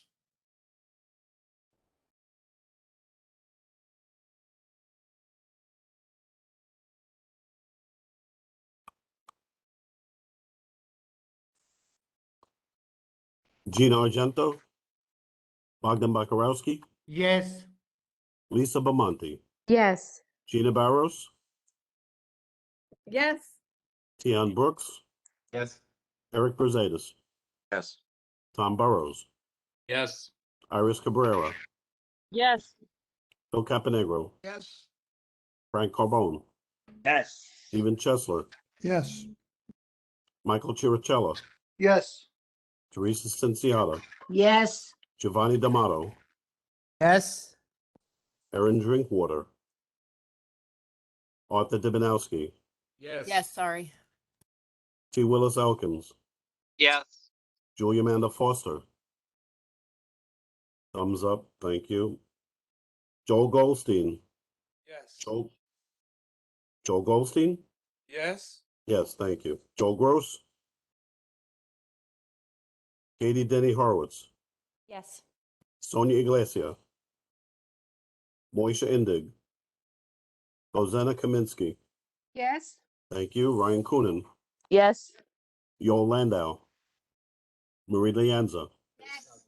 Abraham Leibovitz, Yoel Lowe, Trina McKeever, Yes. Sante Michelli, Yes.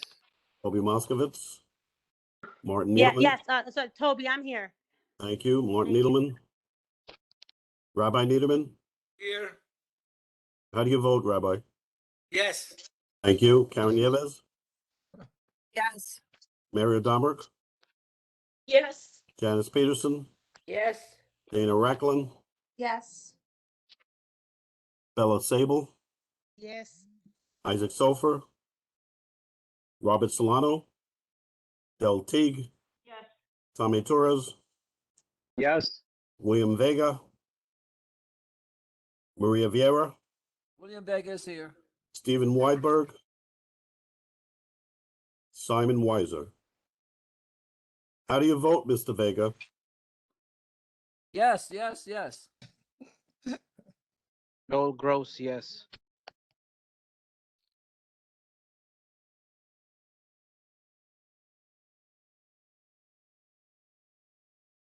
Joe, if you don't mind me asking, sir, what changed your mind? What do you mean?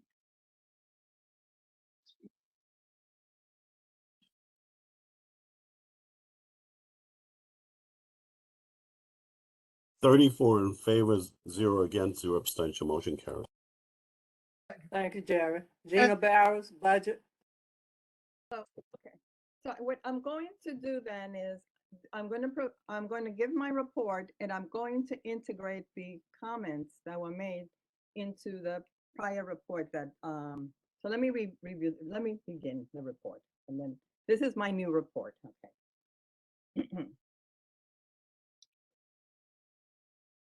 Okay.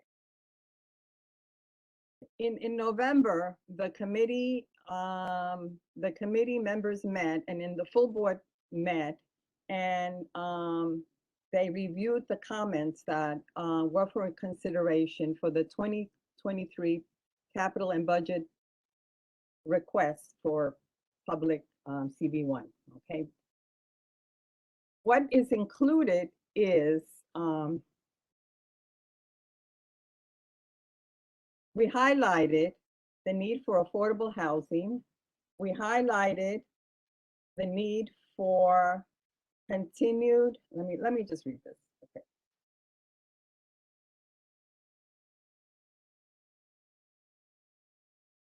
Affordable housing continues to be our top priority that must be addressed as most critical need. We support the efforts to fund affordable development, implement programs to meet the many needs of our residents. Also, parks and open space are critical needs for our district. The capital budget for parks was frozen for a year. This resulted in approximately a 1-year delay for most projects. We now urge sufficient funding be provided for the development for the Department of Park and Recreation to meet these needs. And I will include the public comments that was made by Katie Horowitz as part of our needs. We support our parks, full open space for all age groups. They provide children with healthy places to play. Older senior citizens can have comfortable seating in areas and exercise equipment. Another priority is our streets with overburden the traffic, and we seek relief from the constant wear and tear on our roadways.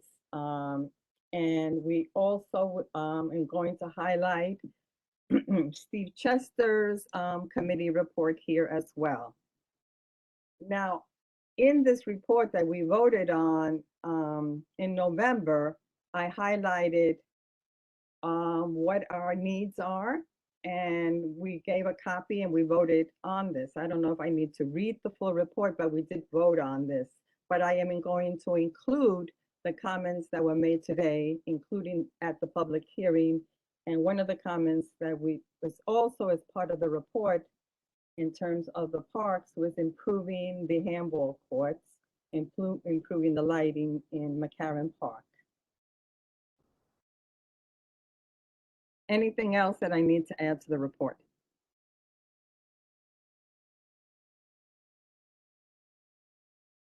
From anything else that needs to be added?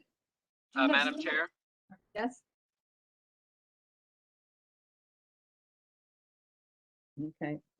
Yes. Okay, Hi. Hey, can you hear me? This is Willis. we can hear you, Willis. Okay, thanks. I'd like to, a friendly addition to the, also ask for increased funding for the compost program of the city that's proposed to be cut right now under the mayor's proposal. And it's been incredibly popular. You know, CB1 was, I think, second in the city in terms of people requesting the program. And so it's very popular in our district. And I'd just like to add that we ask for increased funding for the organics program. okay, I will add that. I thought we have had increased funding. Are they, is it going to be cut? Yeah, the mayor's proposed budget is to cut the funding. Oh, okay, good to know, because it Eva, has, do you need Steve and Katie to restate so you get the wording right, what they had said before? Would that be helpful?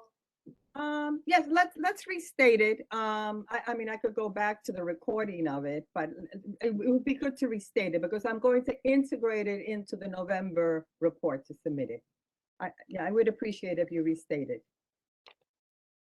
Katie? Sure. So I can restate it, but before I forget, this could be a separate issue, but if you're talking about the lighting that was discussed at the committee, that was for McGolrick Park, not McCarran Park. Maybe there was another conversation about McCarran, but Yeah, there was conversation about the lighting in McCarran Park. okay. Okay.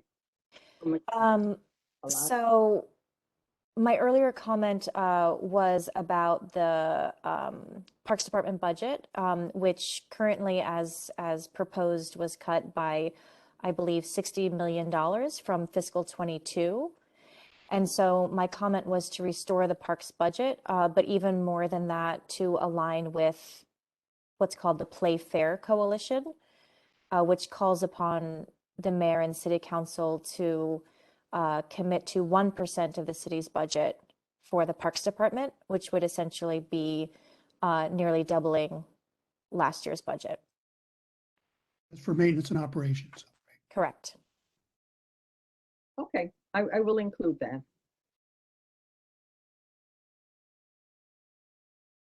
Okay, and Steve?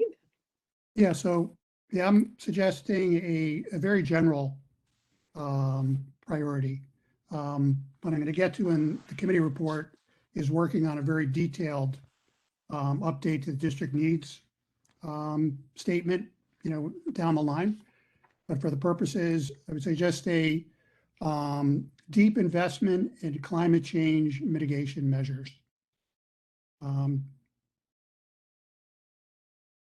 Just considering that much of our district is surrounded by water.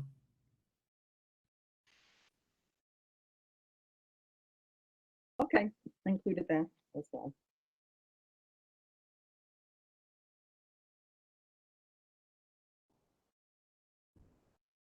Compost. Anything else? Anybody, any other comments? I was just going to add to that is that the obviously supporting the push for 1% and more money. It's the one single thing that everybody gets to use and be a part of, and particularly in light of COVID, parks. And what we've seen, the need for exercise and to get people out. I mean, it's just such an extreme situation from a health point of view. I'd just like to gird our statements around a bit. That's all. Okay, very good. I actually included that in the last comments, in November's comments, but I'll emphasize it again. Sorry, I didn't. Very good. So this is the report. We will include this. Now, do we need to vote, Jerry, tonight on these comments?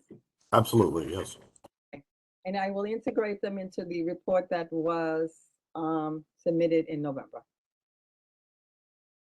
And everybody has that report. I make a motion. Yeah, I made a motion. Who seconded? I Joel second that, Gross. Iris Cabrera. Tian and Iris, roll call vote, please.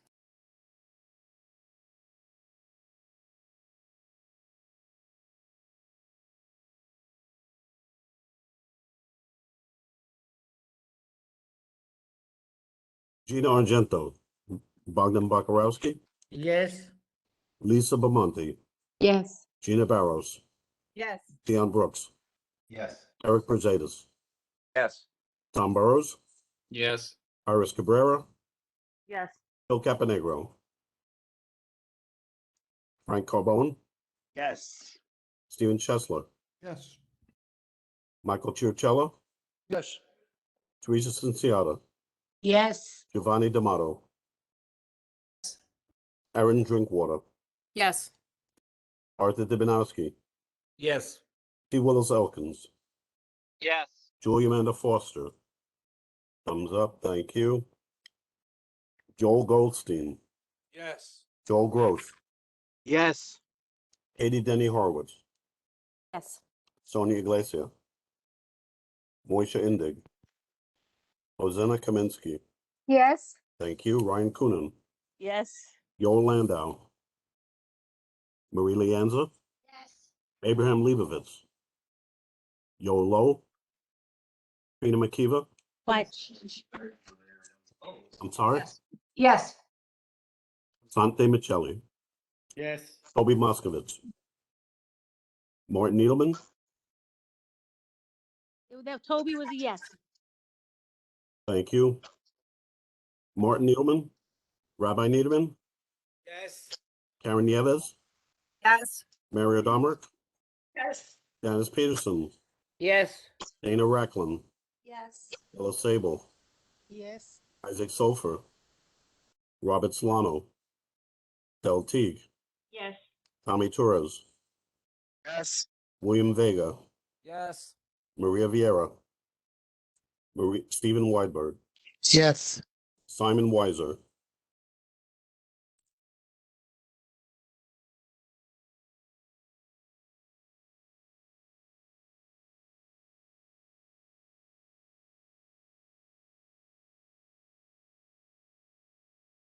$34 yes, 0 no, 0 abstention. Motion carries. Thank you. Thank you, Jerry. Thank you, Gina.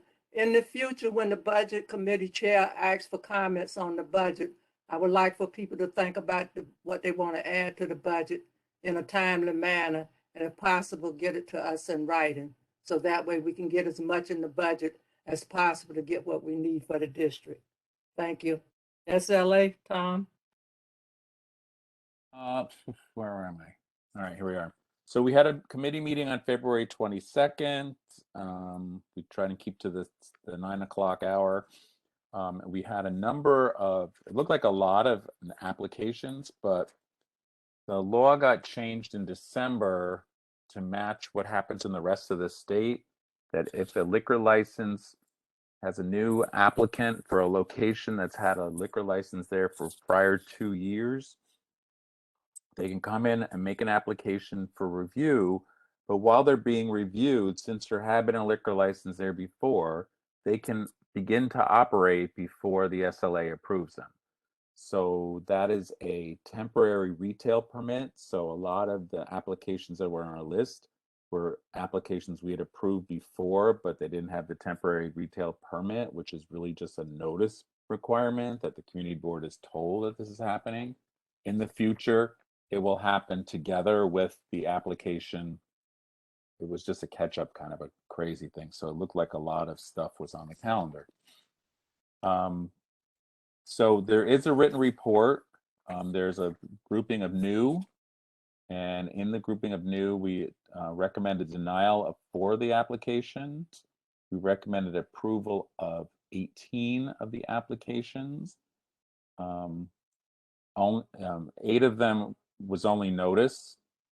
5 of them, the applicants asked for with postponements. Unbelievably, 4 asked for to be withdrawn completely, and 1 we didn't have to take any action at all.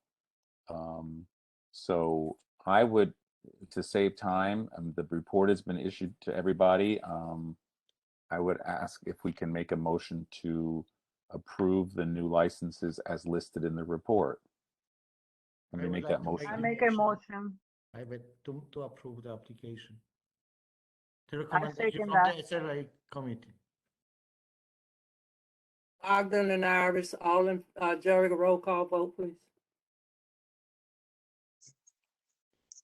Is this, Tom, is this to approve your report as written, or is this just for the new? Well, I sort of got stuck on the new. The renewals, we had no problems with any of the renewals, so we can conclude the renewals. And then the one item that was postponed, we denied it. So I would entertain doing the entire report as written because there's really, the others are just the renewals and the one denial that we said for a postponed item. So if Bogdan wants to make a motion to approve the report as written, that would be happy with me. That's correct. Thank you. The Bogdan is making a motion to accept the report as written. That's correct, Madam Chair. Iris, you second that? Yes, Madam. Okay, thank you. Roll call vote, please. So the motion is made to accept the SLA committee's report as written.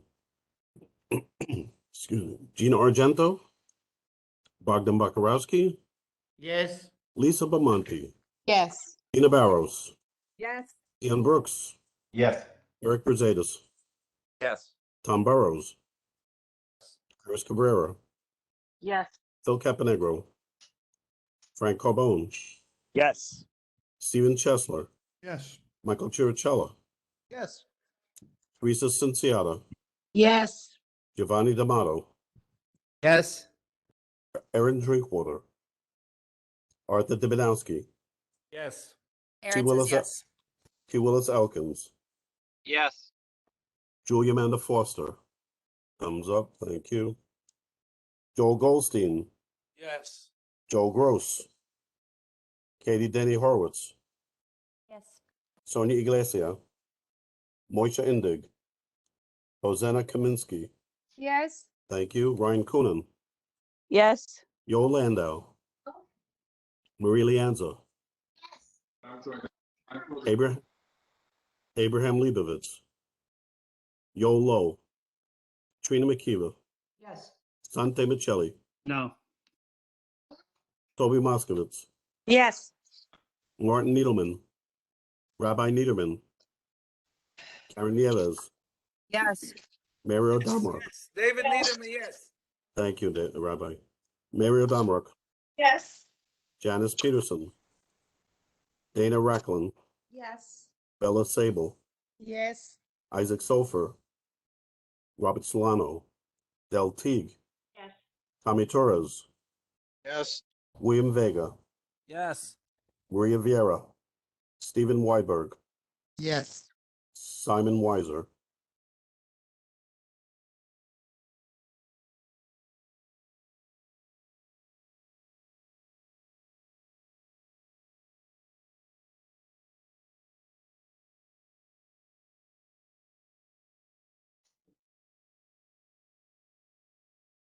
$32 yes, 1 no, 0 abstentions. Motion carries.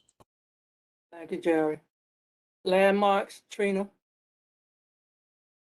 Okay, the committee met on March 1st and we were shy of a quorum. There were only 9 members present.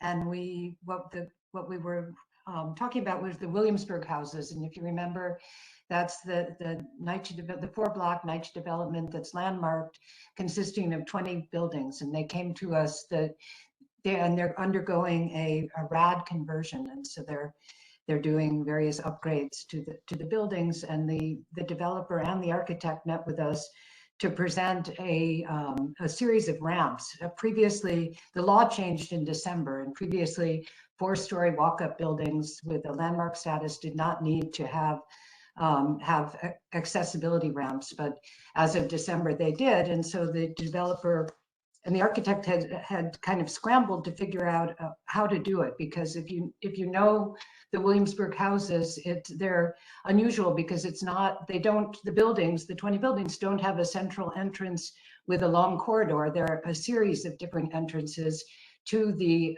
various units. There's staircases, and everything is up a staircase, so it's not on ground level. And so that's why they require the ramps. And what the solution they came to was putting 26 different ramps at different areas of the buildings, and which would allow for 49 fully accessible apartments.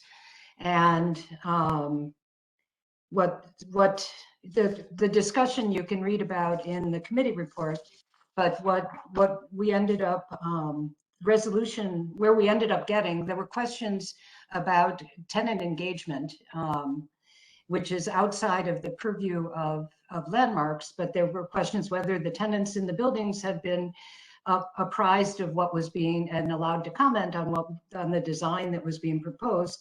And moreover, questions about whether there was a matchup with the people requiring accessibility and where the entrances, where the accessible apartments, the ramps were being placed and which apartments were being made accessible.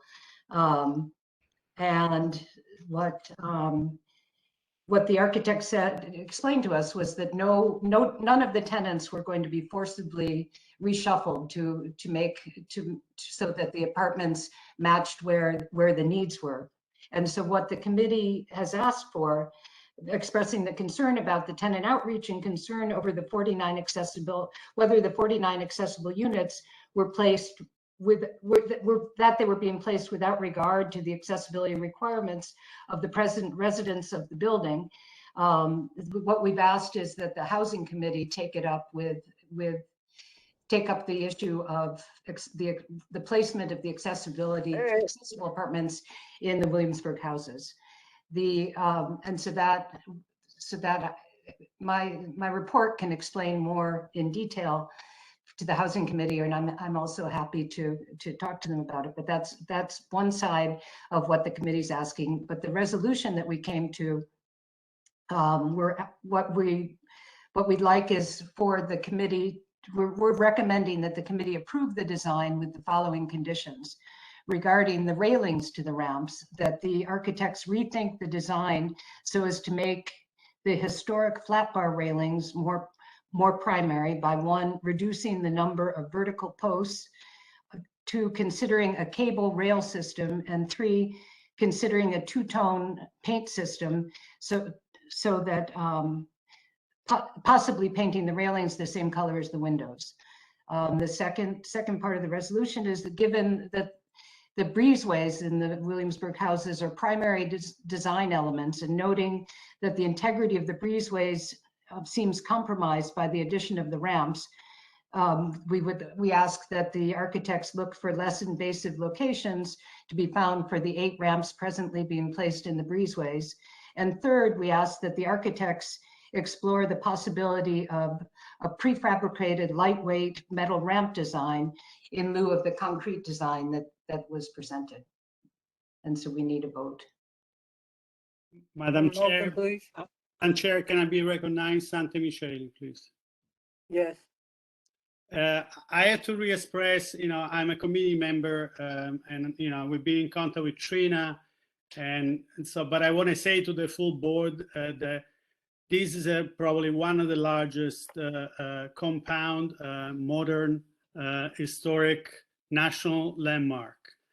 And the intervention, whatever licit or not, I know there is some federal law that has made changes, and that's why when they originally came and they were approved by Landmark for the window and other intervention in this compound, it was not included, but the law has made this something mandatory, despite the fact that this unit, they're not currently occupied with anybody in need of having this ramp. They just need to elect some number of units that will be accessible.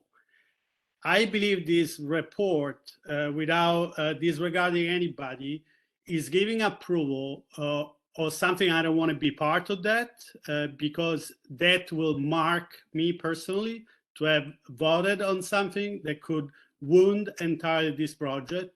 I believe this is the vision of one concept of an architect.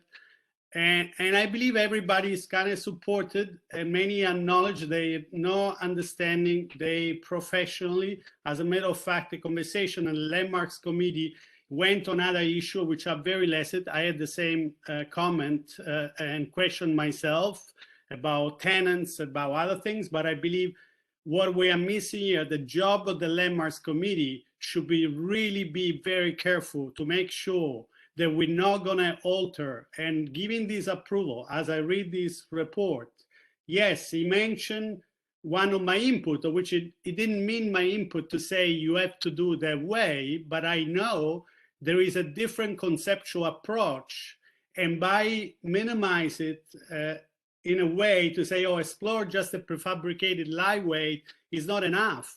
What I love to see personally is to see both. They present this option. I believe is very invasive personally.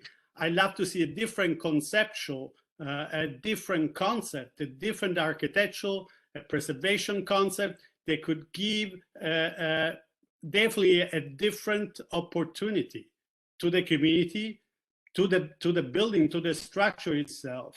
And this way we are acknowledging to modify some of the railing that they presented and to say to explore, which is kind of wash away. Okay, Santo, summarize. I have concern. This wash away the possibility to say you need to explore other option together with this one and come back to us and show us that there is some other possibility. That's all. Dante, if I might, you expressed that to the committee, and the committee talked about it for a long time, and this is the resolution that we came up with. Sure, and I feel this wash away. He approved. He says the committee recommend approval with some minimal resolution, and by mention the possibility to give us the possibility to look at other concept. They minimize it in a way by saying just put another metal ramp, which is already. I'm saying do another architectural concept, another design concept, another vision. Another brain, other brains need to think of some other possibility. I understand that, Trina, but I cannot vote at this as it is. He just approved what they presented with some washed away recommendation, you know. Well, then Sante vote no. Okay, Trina, I have Joe Joe Gross would like to be recognized. Okay, Jan first and then Joel. Yeah, I was going to say is that I'm extremely proud of the fact that you and the committee really looked at where was the role of tenants, because the notorious thing, first of all, tenant leaders across the city, not everybody in Williamsburg, but most are opposed to RAD, and what they see is this privatization. And what you're illustrating right here is somebody coming to the committee with an architect and the RAD person and not the tenants is really unbelievable. And I'm not saying jumping with Sanzi, but I'm saying is that I thought all your initial comments were so right on that they have to come back after they've had a full meeting of the tenants of the Williamsburg houses. I mean, it is just disgusting how the Housing Authority and RAD treats tenants. And this for RAD, which is what they're trying to implement now because they don't want to pay for poor people's housing. So I want to just say that the only difference is that where I would agree is that why vote on anything? It was done wrong. What came to us is a landmarks approval is what. No, I understand what your complication, but these people. If we don't comment, I think what we're looking at is splitting. They're not the people that they have not the right. Those two people, the architect and the RAD person, without the tenant association, is not a legitimate group to come to you. That's what I'm trying to say. That is illegitimate. And that's exactly what's happened to public housing tenants year after year and ongoing. And they're organized across the city. People are meeting everywhere against RAD because RAD is doing what all privatization does, like prisons and everything else. So I'm just suggesting that it is not a good idea to go ahead until the tenants have met and there's a clear picture of what they really want and they come together and you set the tone with RAD. They should not be able to come to you. That's my comment. I guess what I could say is what the developer said is they do have monthly meetings and that the design, he claimed that the design, he didn't really have an answer. It was actually Maria and Jerry that spoke up about the issue and questioned the presenters. The problem is what we're looking at is just it's landmarks that we're writing our letter to. No, but the wrong group. They're not legitimate. It's not a legitimate group to come to Landmark. They have no right to do it. Well, they've been coming to us. They came to us with the windows. They came to us with the planting design. I don't know why. I'm glad we could nip this in the bud now. We have to stop it. This is not a good thing. This is like all the gentrification where people just do what they want, walking in without the tenant leadership. I mean, I don't know if any public housing leaders are here tonight, but I Yes, can tell my you name that Joel I've Gross, talked to a public them, leader. and they have a strong leader at Williamsburg Houses. Oh, Joel, okay. Can I just say one thing? Just No, Joel is next. No, Joel is next. So my name is Joel Gross. I'm a public housing president for Williams Plaza Houses. Great. Our development went to the Pact and Red program. I'm I know strongly you like it. agreement with Mrs. Patterson. I think the Tenant Association Executive Board should support it or have in writing an agreement before the architect is coming to the community board. A lot of times they will come to the community board, but the tenant association and the residents will not have any knowledge. I strongly believe we should not vote on that. We should postpone it. Let's have the residents, the tenant association executive board be fully involved. They should have full knowledge exactly, and they should point where the ramp should be. The tenant association board members know what is the best place the ramp should be, not the architect that just for the layout should choose. Yay, Joel. Okay. Dana? So I just want to get clarification on what Trina and this committee is asking for, because the materials and everything in the install is starting this month. Like they're already working. So when we're like, we should stop this, it's like, what is the this? Because if it's the construction and stuff, like that's already happening. This, I think, Dana, it's just the ramps, which are an add-on to what originally had been approved, both in what's come before the committee, the windows and the plantings. Those are separate landmarks issues. What they've been told, I guess they were told a number of months ago, but the law actually changed in December, was that they had to make a certain percentage of the apartments accessible.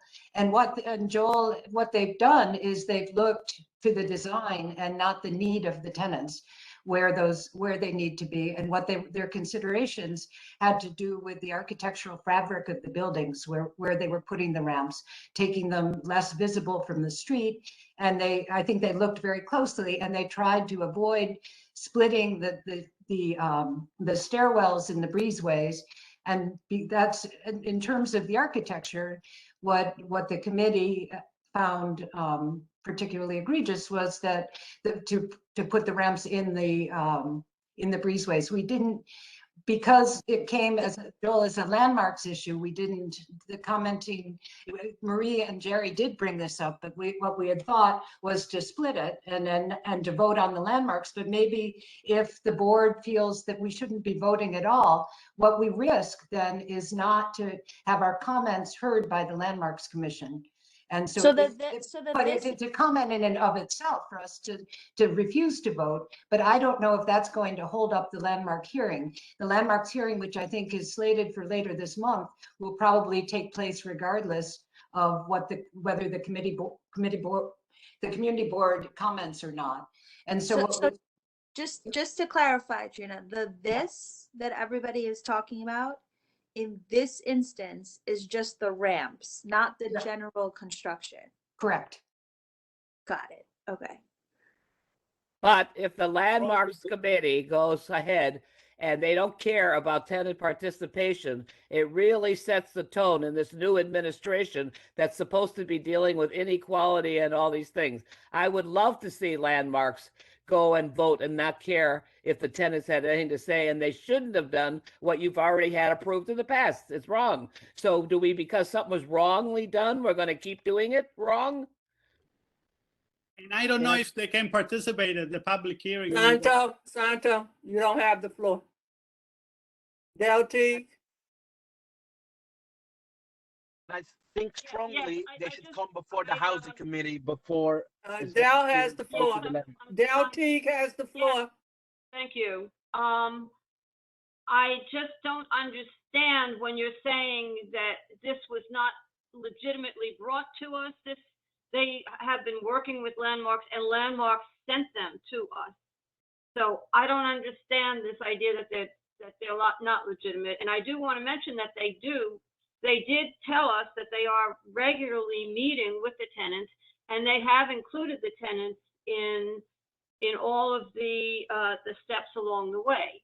So I'm not understanding when you say they didn't come to us legitimately. Do you mean just morally they didn't? But I don't understand. Morally, because tenant leaders in this city, my dear, have been writing for years about how their participation has been misused, how they use meetings to say, well, now we've done that. We click that off the list. It's what Sansi has been talking about. That's not real participation. Now, maybe if the executive board did what Joel's saying, they all voted on this and they gave over their power to this group and they wrote that out, fine. That's participation, but it is not participation the fact that they walk into a meeting and have a room. Most of the people I know that are public housing leaders won't even sign an attendance sheet anymore because they feel so violated and so misused.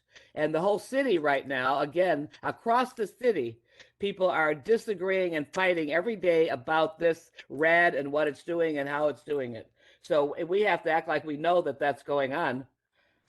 Joel, what do you suggest we do as the head of the tenants committee? We should just letting you should not vote for it. It should go to the housing committee. Number one. Number two, they have any proof they was talking to the executive board from the association, and the members are knowing exactly where the ramps is going up. Because the tenant association, the residents will have two separate look. The tenants will look on benefit for the residents. The architect will look on the design from the building. That's the problem. Right. So do you suggest, so what's come before the committee comes from the LPC, comes from the Landmark Commission. And so we can write a letter to them saying that we're not going to vote until, I mean, how would we word this? And then do we write a letter to the developers saying that too, and that the community board feels that they should come to the housing. They should come to the housing committee, and we want to have the tenant association executive board, the 5-6 members over there, same time. They should be invited to the meeting. But I'm concerned because this is a landmarks application. And so the landmarks committee will be seen as being in default if it doesn't vote, I guess, unless we just say that we will, maybe we can say just a thought that we are putting off a vote until the head of the tenants association meets with our housing committee, because we want to make sure that the tenants have been properly notified. Maybe we can ask for the LPC to delay their hearing on this issue until the housing committee can meet with the executive board. I think that might make sense. Okay, Iris? I mean, I just wanted to say that I agree with everybody. As a tenant organizing, we should hear from tenant because they are the ones who going to live in the building. So I'm also agree with Rabbi Niederman. They should come to our committee so we can have tenant representation as well in the meeting. Steve Chesler? Thank you. Yeah, I hear folks loud and clear. You know, I'm on the committee, and yeah, I feel like we should basically we cannot make a recommendation until there is proof that the executive committee of the tenant association has approved this ramp design. And I'm wondering, go further, if the board should. Excuse me, Steve. We need everybody to mute yourselves if you're not speaking. Please mute yourselves if you're not speaking. Wiser, Rabbi Niederman, please mute yourself. What do you do? Simon, please mute yourself. While you're doing that, I just talked to a public housing leader, and the Williamsburg houses people are saying they had no idea what's going on. Jan, you don't have the floor. Okay, sorry. Okay, continue, Steve, please. I was to say, number one, to the Landmarks Preservation Committee, basically, we cannot make a recommendation until there proof has been established that the tenant association executive board has approved this design. And then I would maybe go further. I don't know how the board appropriately makes a demand. I don't know if it's NYSHA or their development partner that they withdraw, or pause this application until that, that input or approval has been proven. So I don't know if necessarily Landmark Committee would do that. Maybe, the full board during new business or old business could issue a demand to, I don't know if it's the appropriate agency at NYSHA or Housing, HPD, to make sure that the tenants have had input and approved the design. Madam Chair, can I add something, please? Yes. I want to say something important. Of course, I recognize my original comment were about Landmark, but definitely this will go back also to the tenant. And I believe we are, by granting approval to this proposition, which is one idea, a project of this scale, the biggest in the country as a project like this. Normally, if you work for private clients, you present them three possible options, three possible conceptual approach, of which I believe the tenant should be involved. And also, so there are miles of concrete will be poured permanently, modifying forever this structure. Do we know? How do we know if we don't ask this architect and this developer to present all these possible options, presented also to the tenants? Some of these other options not only will be more respectful of the historic fabric, but may potentially even have less impact to the tenant, because they don't not going to have to live for 2 years of construction. They don't not going to have to modify structure in a way that I believe this type of concept is going to introduce. So that's what I'm saying. I'm not saying one is good, one is worse. Personally, I could say which one I like or not, but I believe we need to see three different projects, three different conceptual options presented to the community, to the tenant, to all the organization, and so everybody could be aware, make the decision. I will walk away when that happens. That's all. Thank you, Santo. I don't see any other hands up. Okay, Trina. So we'll go, I think that, Steve, what you had said is that we should. My hand is up. Oh, okay. Your hand is up, Jan. I'm sorry. No, Tom. Yeah, Okay. Jan talked about the public housing tenants being ignored or asked to sign into meetings. This is about mobility impaired people. I'm like, hello, have there been any mobility impaired people involved in this conversation? Has any disabled person been involved in this conversation? I don't hear any discussion about the persons who would benefit from using these ramps. And then visually impaired people might be challenged by where the ramps are placed as well. There's going to be, the ramps, what the architect and the developer said is that HUD, a number of agencies. Trina, if I may interrupt for a second. Absolutely. I just got off the phone with the president of the Tenants Association. While they're not 1,000,000% satisfied, our board, Mrs. Lamb, said that the association did vote in favor of the proposal.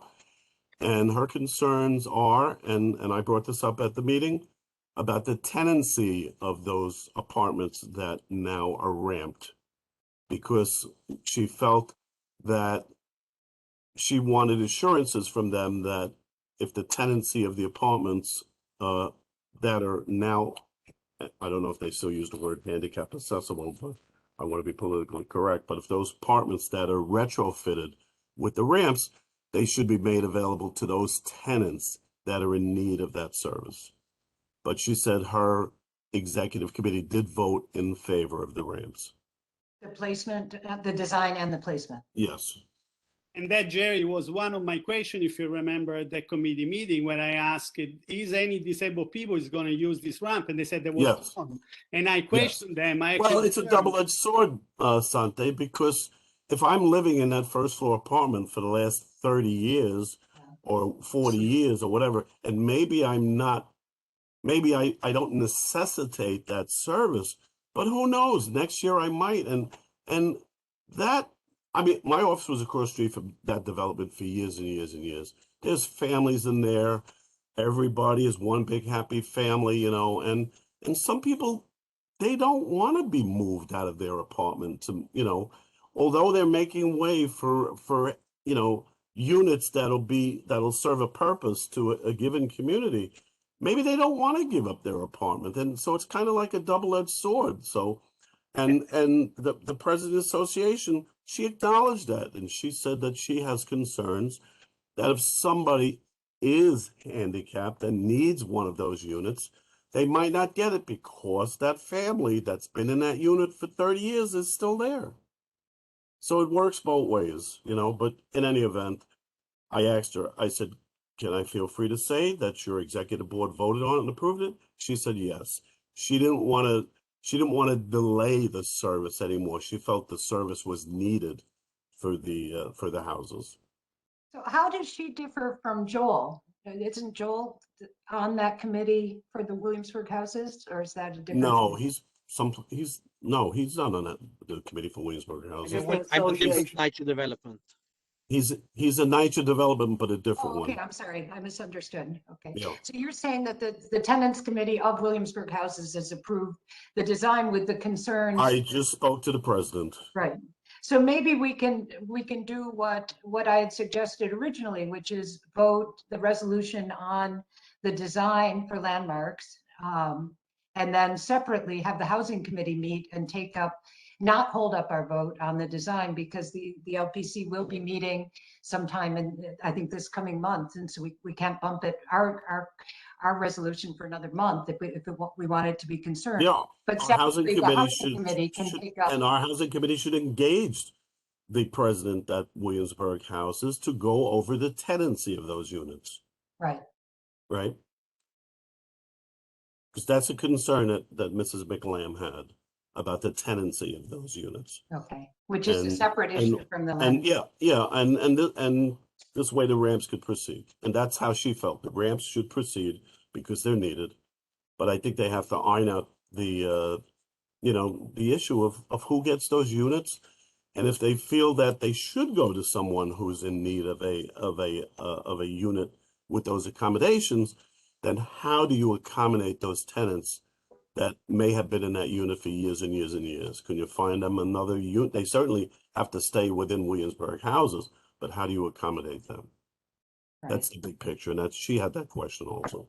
But they can't negotiate once the deal is done either. No, one has nothing to do with the other. Okay. But the We're question talking to is, other people on the board, they're saying they don't know about it, Jerry, so. I'm sorry? I said, I have talking to other public housing leaders who are talking to people on the executive board of Williamsburg houses that said they don't know about it. So, I mean, I'm just saying she may as chair, but I don't know about the whole executive board. Is she? She said that her board voted.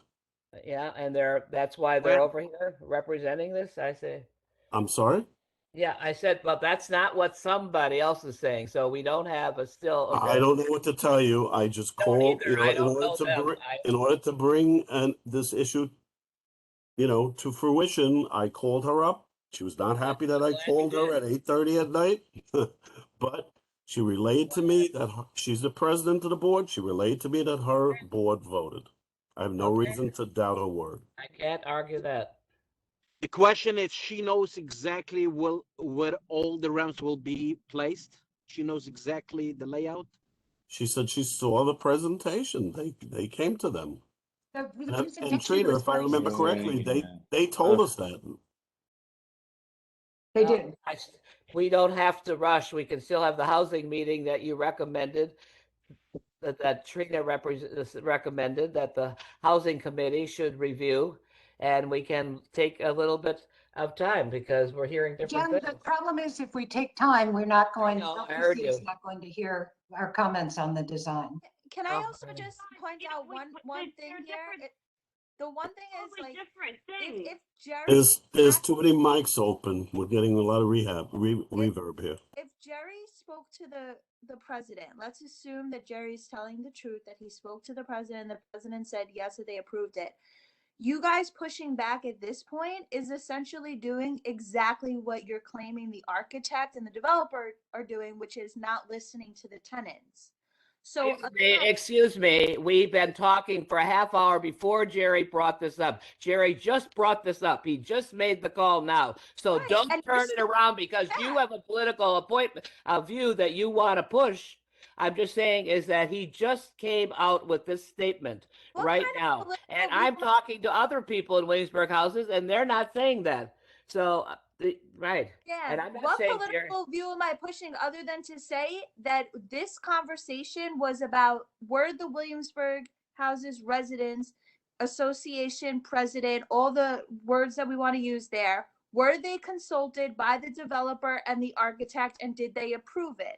Jerry just confirmed that Yes, just they now, just, consulted, I'm just saying. and just after he did that, Jan, you said, well, there's no reason for us to rush. We should still take out time. And so then you are doing exactly what the developer and the Not doing architect exactly what the not developer is doing. Ladies, I let's don't know about your politics on public housing, but I'm telling you that I have spent 50 years watching people in public housing not get a chance to really speak from what they want. The fact that somebody is feeling that people that are handicapped may not get something and they're told that. I don't know what they were told. I don't know what that meeting was, and I don't know who was there from the board. I said, I just would like to make sure, because I thought Trina raised from the beginning. So you Raised it, don't and know I'm who was certainly you not. weren't there. You If don't the know who's president was there, here, we could have this. Right. Ladies, Is that what you're saying? That Dana, that those people can't make decisions for themselves Dana. because you weren't there to see who was. Dana. Speak. Can I? Dana. There. Jerry made. I don't think it was fair to say we should assume that Jerry made the call. There's nothing to say that we should assume. He told us that he made the call in the interest of us selling this and getting feedback from the tenant association, and that's what he did. So it's up to the committee and Trina to decide on how they want to handle this. Yeah, that was in no way a dig at Jerry. It was just to say, assuming that let's assume that all the facts are here, which is that Jerry consulted with the tenant association. That tenant association president confirmed that they were briefed and they voted for it. Why are we, as an outside committee who doesn't live there, challenging the residents who have already agreed to it? You're not challenging the residents. We don't. You are challenging the residents, Jan, because you're saying that you need to approve it and feel good about it. That's what you're saying. That's exactly what you're saying. Okay, let's move on. We've been on this for over 25 minutes. Trina, can you try to come to some kind of consensus on this issue with your vote?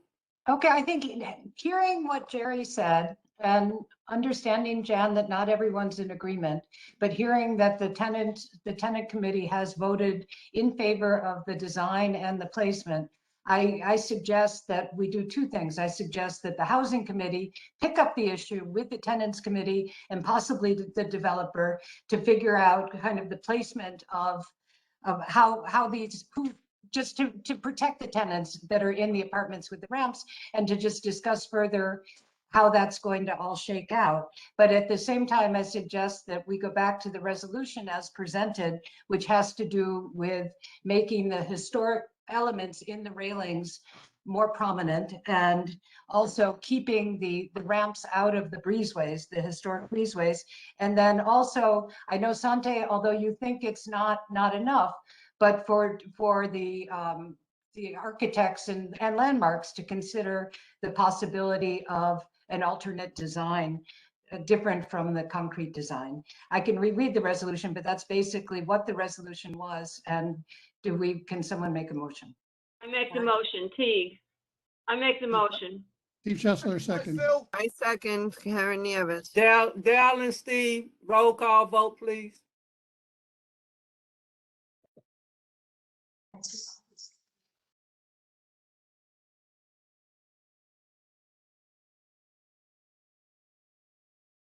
Can you repeat the motion, please?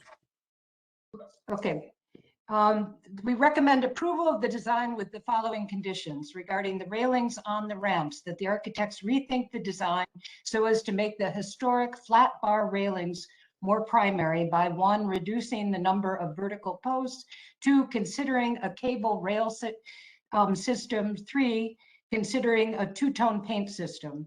Number 2, given that the breezeways in the Williamsburg houses are primary design elements, and noting that the integrity of the breezeways seem compromised by the addition of the ramps, could less invasive alternative locations be found for the 8 ramps presently placed in the breezeways?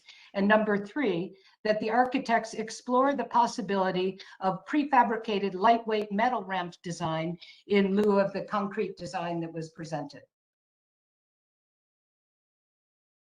Okay, and the motion was made by who?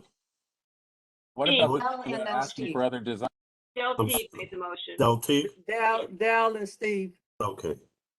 I have a question on the Wasn't there- motion. And this is also included where the ramp's gonna be installed or not? We're only questioning the ramps that are placed, the 8 ramps that are placed in the breezeways. The other ramps that they've worked out their locations, and that those we're not questioning. And we're asking that they take them out of the breezeways and place those in different locations.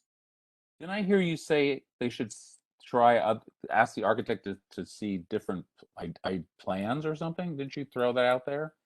That was, that was the third part of it, that they just consider, alternate,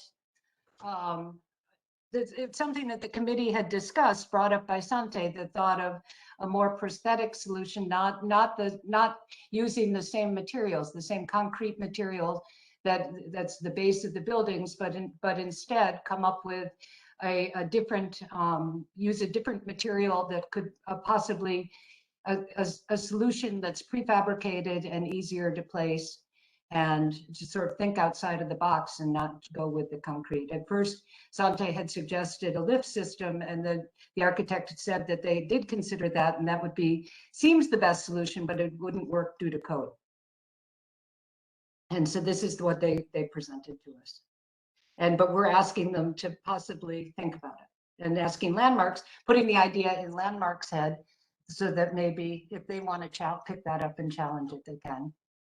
And But this is given just the one architect's word. No disabled person got to speak on whether it was code or not. Well, they have agreement from, I can't remember all the agencies, but it definitely HUD, and then there were a number of other agencies. It's in my report, but I don't have it here. They've basically gotten approval from all the people that need to weigh in on accessibility ramps, and as well as the staff level of Landmarks for the design that they've got.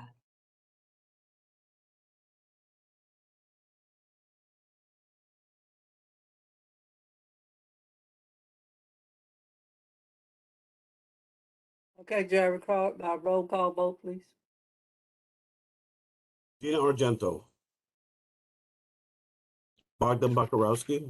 Yes, Gina Argento says yes. Okay. Bogdan. Lisa Belmonte. Yes. Gina Barros. Yes. Keon Brooks. Yes. Eric Berzadas. Yes. Tom Burrows. No. Iris Cabrera. Abstain. Phil Caponegro. Yes. Yes. Frank Carbone. Stephen Chesler. Yes. Michael Chirichella. Teresa Cinciata. No. Giovanni D'Amato. No. Erin Drinkwater. Yes. Arthur Dibidowski. No. T. Willis Elkins. Yes. Julia Amanda Foster. Is that thumbs down? Thumbs down, no. Joel Goldstein. Joel Gross. No. Katie Denny Horowitz. Sorry, did you hear me? Joel Goldstein. Joel Goldstein, how do you vote? No. No. Gotcha. Katie Denny Horowitz? Yes. Yes. Sonia Iglesia. Moisha Indig. Bozena Kaminsky. Yes. Ryan Coonan, Yes. Yoel Landau, Marie Lianza, Abstain. abstain. Abraham Leibovitz, Yo Lo, Trina McKeever, Yes. Sante Michelli, No. Toby Moskowitz, No. Martin Needleman, Rabbi Niederman, Yes. Karen Nieves, Yes. Mario Damark, Yes. Janice Peterson, No. Dana Racklin, Yes. Ella Sable, Isaac Sofer, Robert Solano, Del Teague, Yes. Tommy Torres, No. William Vega, Yes. Maria Vieira, Stephen Weiberg, No. Simon Weiser,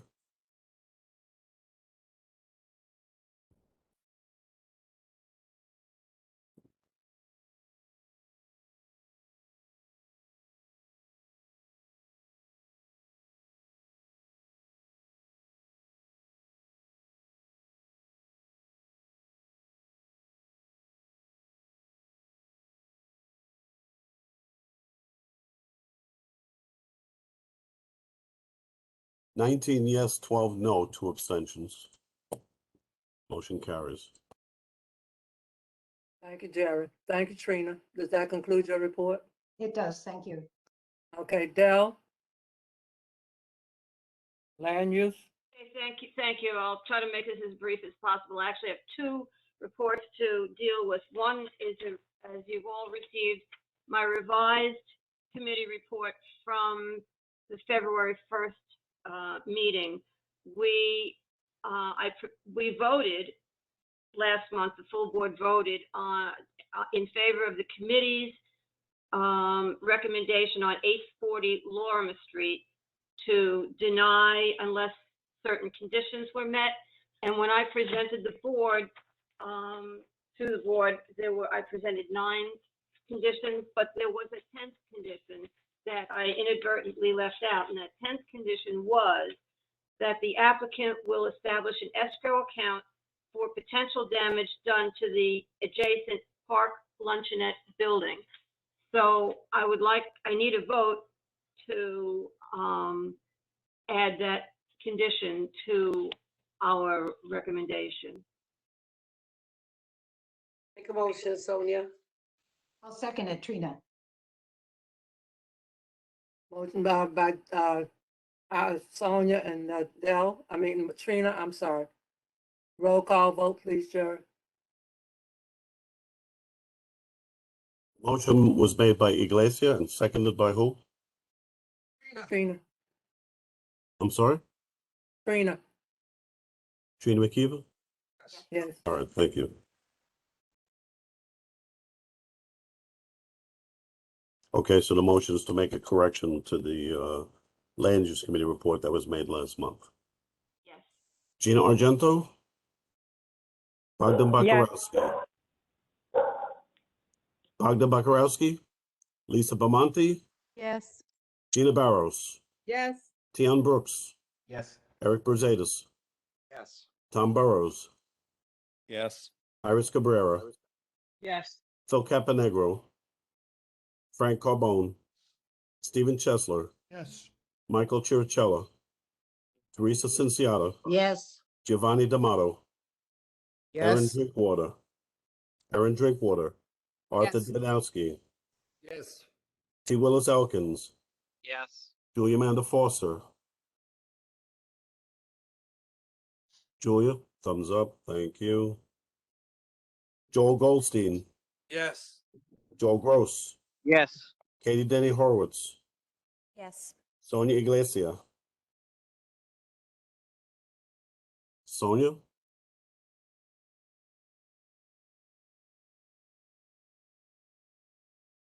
I don't understand. We heard her when she's made the motion, but I don't hear her now. Sonia? No vote. Moisha Indig? Rosanna Kaminsky? Yes. Thank you. Ryan Coonan? Jerry, I Yes. voted yes. Okay, thank you. Sonia. Yes. Ryan Coonan. Yes. Thank you, Ryan. Yoel Landau, Marie Lianza, Abraham Leibovitz, Yoel Lowe, Trina McKeever, Yes. Sante Michelli, Yes. Toby Moskowitz, Yes. Martin Needleman, Rabbi Niederman, Karen Yes. Nieves. Yes. Thank you, Rabbi. Mary Damark, Yes. Jan Peterson, Yes. Dana Racklin, Bella Sable. I'm sorry, Dana? Yes. Yes, thank you. Bella Sable, Isaac Sofer, Robert Solano, Del Teague, Yes. Tommy Torres, Yes. William Vega, Yes. Maria Vieta, Stephen Whiteberg, Yes.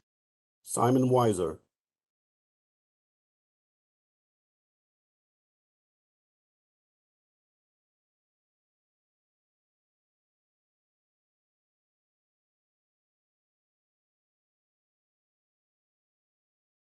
$33 yes, 0 no, 0 abstention. Motion carries. Thank you. Now I have my March 1st committee meeting report. This was the same night and the same meeting that Trina just presented with the landmarks application. So the other thing on the agenda was a discussion regarding the land use needs of our district and the efforts that our board has made to develop a comprehensive land use development plan. So as you all know, we sent out 3 letters of invitation to one to the borough president and one each to each of our council members, Councilmember Ressler and Gutierrez. So Councilmember Ressler came to the meeting and John Douglas came on behalf of the borough president. And John Douglas is the new land use director for the borough president's office. I'm not going to go over all of the different things that we discussed because it's in our report. What I want to mention here is that that Councilmember Ressler did tell us that his priorities are first, more affordable housing, and second, more green space. And he said that he would push for more lower AMIs. And he also said that he does support our requesting more affordable units than the minimum requirement, because we've been doing that. And we just wanted to know if he would support us in that. He said that he would. The other thing that that Councilmember Ressler said was that he wants to engage early and often with developers so that we have a better sense of how the community, including block associations and the community board and residents, feel about the developments before they have been certified. And he offered to use as a test case the upcoming 30 Franklin application. And he offered to conduct a pre-certification meeting with us present and with the developer regarding the application.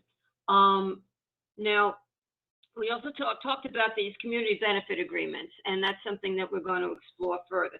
So we did decide to continue the discussion of most of the things that we talked about next month's meeting, but we also agreed that I would ask the community board for the authority to send a letter to Councilmember Ressler accepting his invitation to the pre-certification meeting as soon as possible regarding the 30 Franklin application. So I would need a vote on that letter. Motion, please. Motion. Steve and Phil, roll call vote, please.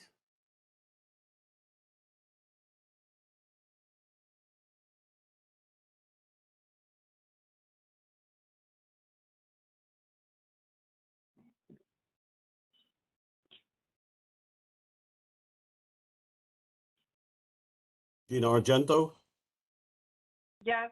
Bogdan Bakarowski, Lisa Bamonte, Yes. Gina Barrows, Yes. Ann Brooks, Yes. Eric Brazedas, Yes. Tom Burrows, Yes. Iris Cabrera, Yes. Phil Caponegro, Yes. Frank Carbone, Steve Stephen Chesler, Yes. Michael Chirichella, Teresa Cinciata, Yes. Giovanni D'Amato, Yes. Aaron Drinkwater, Arthur Dibidowski, Yes. T. Willis Elkins, Yes. Julia Manda Foster. Thank you. Julia votes yes. Joel Goldstein, Yes. Joel Gross, Yes. Katie Denny Horowitz, Yes. Sonia Iglesia, Yes. Moisha Indig, Rosena Kaminsky, Yes. steht, das andere, wie respectfully steht. Marion Coonan, Yes. Yoel Landau, Marie Lianza, Abraham Leibovitz. Yes, Marie Leanza, yes. Thank you. Abraham Leibovitz, Yoel Lowe, Trina McKeever, Yes. Dante Michelli, Yes. Toby Moskowitz, Martin Needleman, Rabbi Niederman, Yes. Karen Nieves, Yes. Mario Domark, Yes. Janice Peterson, Yes. Dana Racklin, Yes. Bella Sable, Isaac Sofer, Robert Solano, Del Teague, Yes. Tommy Torres, Yes. William Vega, Yes. Maria Vieta, Stephen Weidberg, Yes. Simon Weiser.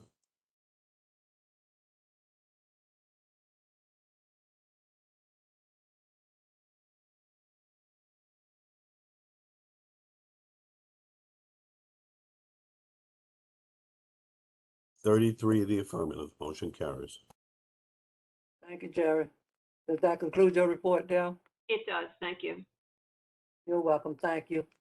Environmental, Chancellor? Thank you, Madam Chair. I just want to ask Dell, is it true that you're inviting city planning to come in to talk about environmental options related to land use actions? I'm sorry, what's your question, Steve? That city planning, Yes. city planning's been invited to come to the board to talk about options Yes. with land use options. Okay. All right. Yes, yes, yes. Okay. And for the whole, to the whole board, I think that was probably in our executive committee report, because that happened at the executive committee meeting. Right. But yes, I did mention that to the committee, yes. Okay, that's good. It relates to my report, so. Okay, great. Great. So the first item is a brownfield cleanup program through the Office of Environmental Remediation with the city. It's 83 Apollo Street, which is between Nassau and Norman. It's basically the development is going to be a homeless shelter, 96 rooms, accommodating, I think, 145 individuals. The presentation was made by OER, and various agencies had representatives from Department of Health, from the developers, from Department of Social Services, the environmental consultants as well. And the site's a little over 2,000 square feet, and they're going to build a full, the new building will be 4 stories. The site was historically a chemical and adhesives manufacturing, and there were numerous noxious types of industries historically nearby related to oil and chemicals, et cetera, et cetera. This property resides within the operating unit 7 of the ExxonMobil oil spill. It's also within the borders of the Meeker Avenue plume, but the investigation has not incorporated that into this project, which is disconcerting. These brownfield cleanup programs apply to what they call low to moderate contamination, but this one goes beyond that in terms of the contamination. But the Department of Environmental Conservation with the state essentially approved this program with that in mind, based on the action plan for remediation. So essentially, the remediation proposed is kind of typical with excavation, putting barriers in place, depressurization system with ventilation, and there'll be community protection, a plan put in place with air monitoring and daily reports to the that will be presented to OER, and they've offered to send those to the community board on a daily basis and North Brooklyn neighbors who attend to the meeting. And the truck traffic is moderate. They'll use mostly truck routes. So discussion where was very we're very worried. Even though this is standard cleanup program. But the fact that it's sitting right on top of the ExxonMobil oil spill, granted it's 39, the water table where the plume exists is 39 feet below grade, and there'll be roughly about 30 feet between that and the slab of the building, and with the barrier in place. But just with all the contamination in addition to that, and Laura Hoffman, who's a non-board member of the committee, her and her family have lived in the neighborhood for decades and incurred, the effects of just the legacy pollution in the neighborhood and dealing with, sites that had DEC recommendations to them. So we're very worried, just about the, just instinctually, just when I think, how would you feel if you knew somebody, would you want them to stay in this facility? So that's kind of the lightning round explanation of what happened. Please read the report. The OER's presentation files included. So based on that, the committee basically is recommending a letter be sent, the comment be sent to OER, which is as follows.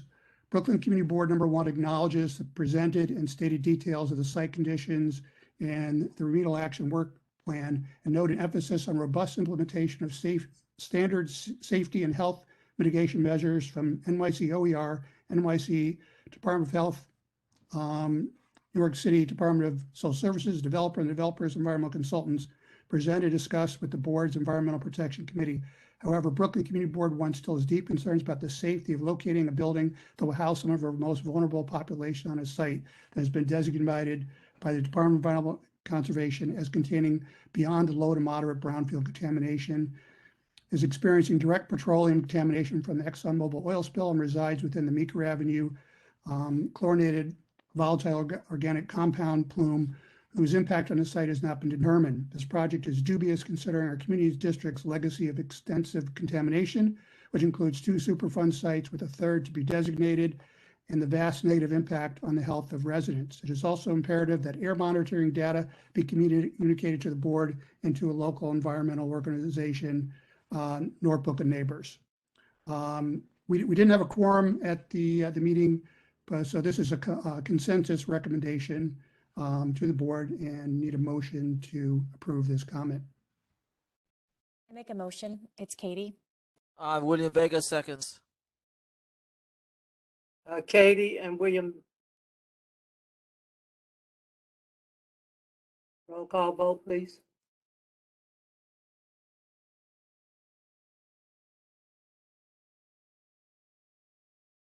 Gina Argento,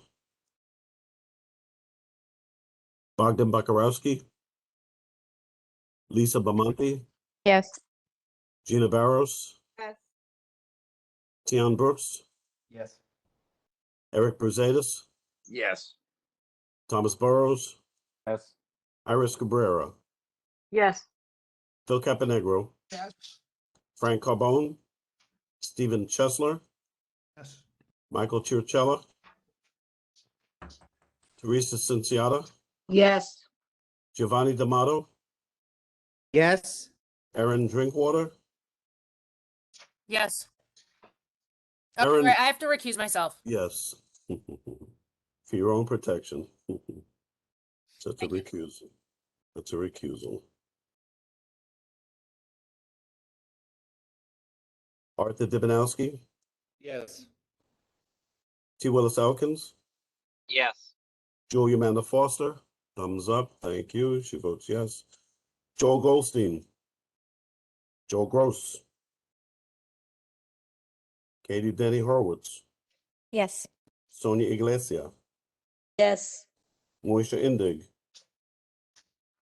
Rosanna Kaminsky, Yes. thank you. Ryan Coonan, Yes.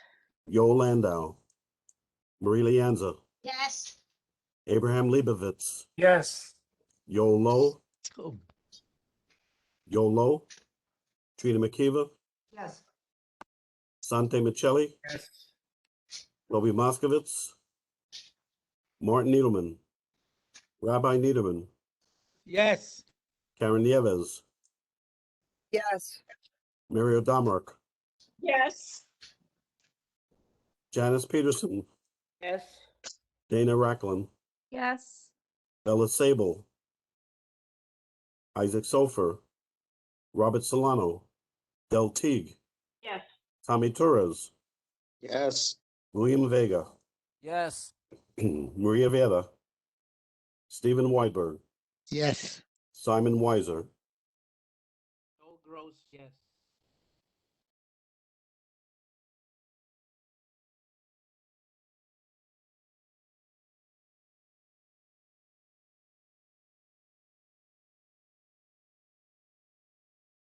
.30 yes, 0 no, 0 abstentions, and 1 recusal.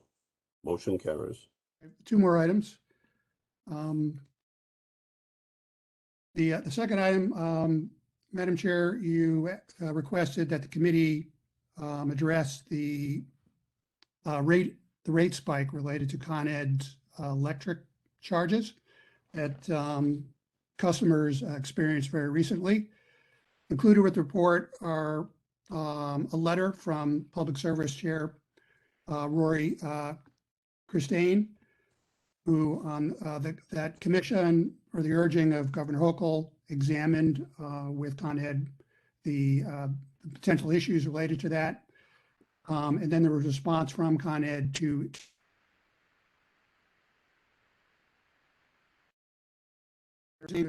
it was three-pronged, that essentially was related to Con Ed's billing practices, where they do something where they hedge, where they essentially try and lock in a price on natural gas, but which is highly variable and very sensitive to speculation. That they should do a much better job in doing that. Then also just a reliance on fossil fuels, which again lends itself to this speculation problem, and of course is just works against the climate goals of the state. And the last one was the communication, that they should just been much more aggressive in warning customers that this spike was coming down the line. So our discussion was essentially, related to this reliance on a fossil fuel, creating this dual problem of exacerbating climate change and not working towards the goals of the state, Climate Leadership Community and Protection Act, and then just the idea that having a privatized utility handling our energy, where it's essentially profit incentivized, that it lent itself to this. And so we recommend through consensus that the board send a letter to Governor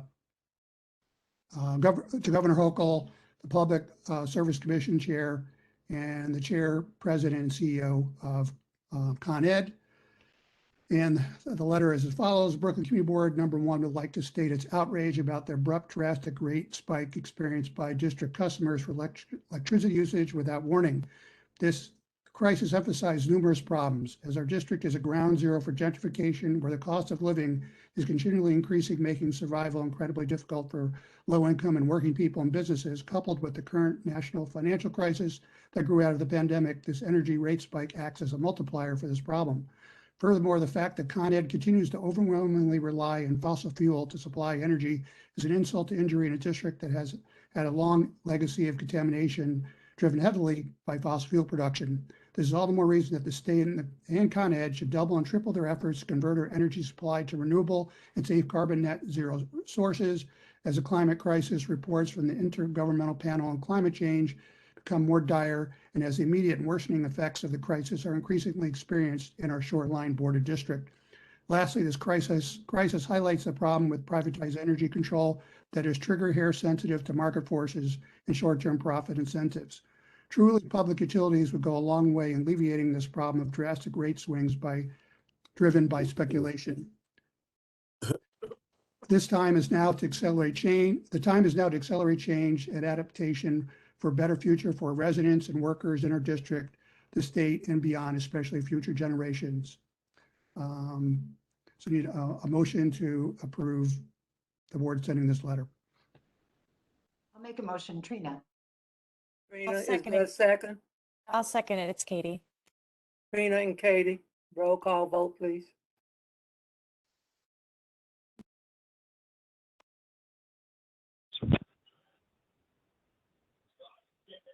Gina Argento, Dr. Yes. Bakarowski, Lisa Bamonte, Gina Barros. Gina Barros? Yes, yes. Okay, thank you. I couldn't hear you. Tian Brooks, Yes. Eric Berzadas, Yes. Tom Burrows, Yes. Iris Cabrera, Yes. Bill Caponegro, Yes. Frank Carbone, Stephen Chesler, Yeah, Shravan, this is Michael This is- Chirichella, fine. Teresa Cinciata, Yes. Giovanni D'Amato, Yes. Aaron Drinkwater, Yes. Arthur Dibidowski, Yes. T. Willis Elkins, Yes. Julia Amanda Foster. Thumbs up. Julia votes yes. Joel Goldstein, Joel Gross, Katie Denny Horowitz, Yes. Sonia Iglesia, Yes. Moisha Indig, Bozena Kaminsky. Yes. Thank you. Ryan Coonan, Yes. Yoel Landau, Marie Lianza, Yes. Abraham Leibovitz, Yoel Lowe, Trina McKeever. Yes. Thank you. Sante Michelli. Yes. Thank you. Toby Moskowitz, Martin Needleman, Rabbi Niederman. Yes. Thank you. Karen Nieves. Yes. Thank you. Mario Damarick. Yes. Thank you. Janice Peterson, Yes. Dana Racklin, Yes. Ella Sable, Isaac Sofer, Robert Solano, Del Teague, Yes. Tommy Torres. Yes. Thank you. William Vega, Yes. Maria Vieta, Stephen Weidberg, Yes. Simon Weiser.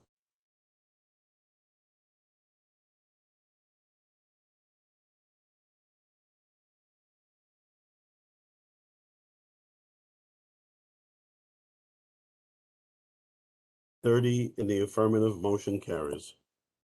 Okay, thank you. Yeah, the final item, it's a non-voting item. It was also a topic that, Madam Chair, you asked the committee to take up and basically the board's response to climate change. This is, there's obviously an issue that is really, it's just, it's obviously, gigantic in scope. And so we basically just began a discussion and we're basically recommending that it's something we're going to have to formulate over time. Essentially, we feel like it's two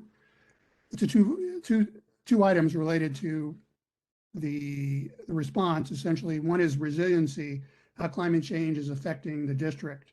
So you just, with the flooding during more frequent cloudburst events. And the most recent report is that the sea level rise is going to go increase to a foot in New York City by 2050. So we're going to have nuisance flooding just during high tides, et cetera. And just so we need to have a discussion about how the district can adapt and how the city can help us do that. And then the second thing is how one can participate in trying to meet the city and state climate goals. The city has the Climate Mobilization Act, which has numerous local laws that are part of that. One of them is Local 97. which in 2 years will require all buildings, new and old, over 25,000 square feet to have, employ, various methods to keep their greenhouse gas emissions below a certain level. And then there's the State Climate Leadership and Community Protection Act, which also has really robust goals about getting energy, energy source to net zero, and then greenhouse gas emissions. There's a 2030 threshold and then a 2050 threshold. So the thing is, like, so how can a resident, how can a business, how can they be, and a property owner, how can they be, prepare themselves and then participate in this? And so we just feel like this, affects, numerous committees on our board, whether it's, economic development or housing, land use, parks and waterfront, that it's going to be a board discussion. And so we're feeling that we need to, potentially have hearings where we bring in experts in those different areas. I don't know if we necessarily have like joint meetings with those various committees. And I talked about the district needs statement, that we should thoroughly go through that statement and inject, these climate elements into it. Again, because our, most of Greenpoint is surrounded by water, good part of Williamsburg is, so we really, really need to adapt. So, and it's just also, especially with the economic development aspect of it, the governor is supporting 2 giant wind farm, initiatives off of, in the Atlantic Ocean off of Long Island. And Sunset Park is going to help fulfill some of the infrastructure needs related to that. And it's going to estimate to create around 13,000 new jobs. So Lisa Bloodgood, who's the interim executive director of Norbrook and Neighbors, who participated, suggested why couldn't, like, say, the Newtown Creek area, act as, in a similar capacity, where that is somehow retooled to, with industry and our North Brooklyn, our IBZ, to support these types of industries and be kind of a tech and industry incubator. So we have such a reliance on alcohol infused entertainment venues and luxury housing as a source of of income. So so we agreed we want to start a kind of a working document where we'll kind of we'll have a discussion at each of our subsequent meetings to to address this and come up with ideas about how the board can come together to formulate our stance on climate change. And so yeah, so that's essentially it. So hopefully, Madam Chair and the board, you're okay with the idea of this being kind of a works in progress, obviously very urgent. I might want to ask also the topic, Sante has very passionately brought up the utilizing vertical forests as as a design tool with land use actions as a way on many levels to not only just connect tenants to nature and improve the health and well-being, but as a climate mitigator. And so, but everyone loved the idea of it. It's under the realm of something called biophilic design. I suggest folks go look that up. But there are a lot of questions emerged around the practical issues about how to be implemented, how to be sustained, like extra building materials. And I know Jerry is looking into FDNY, how might pose challenges for them. So, but I just feel like that's one of many facets that we want to investigate and bring experts in to have a discussion about what we can use in our toolbox with land use actions, but way beyond. Like, people have existing buildings, if they want to retrofit them to adhere with the climate laws that are going to be enforced soon.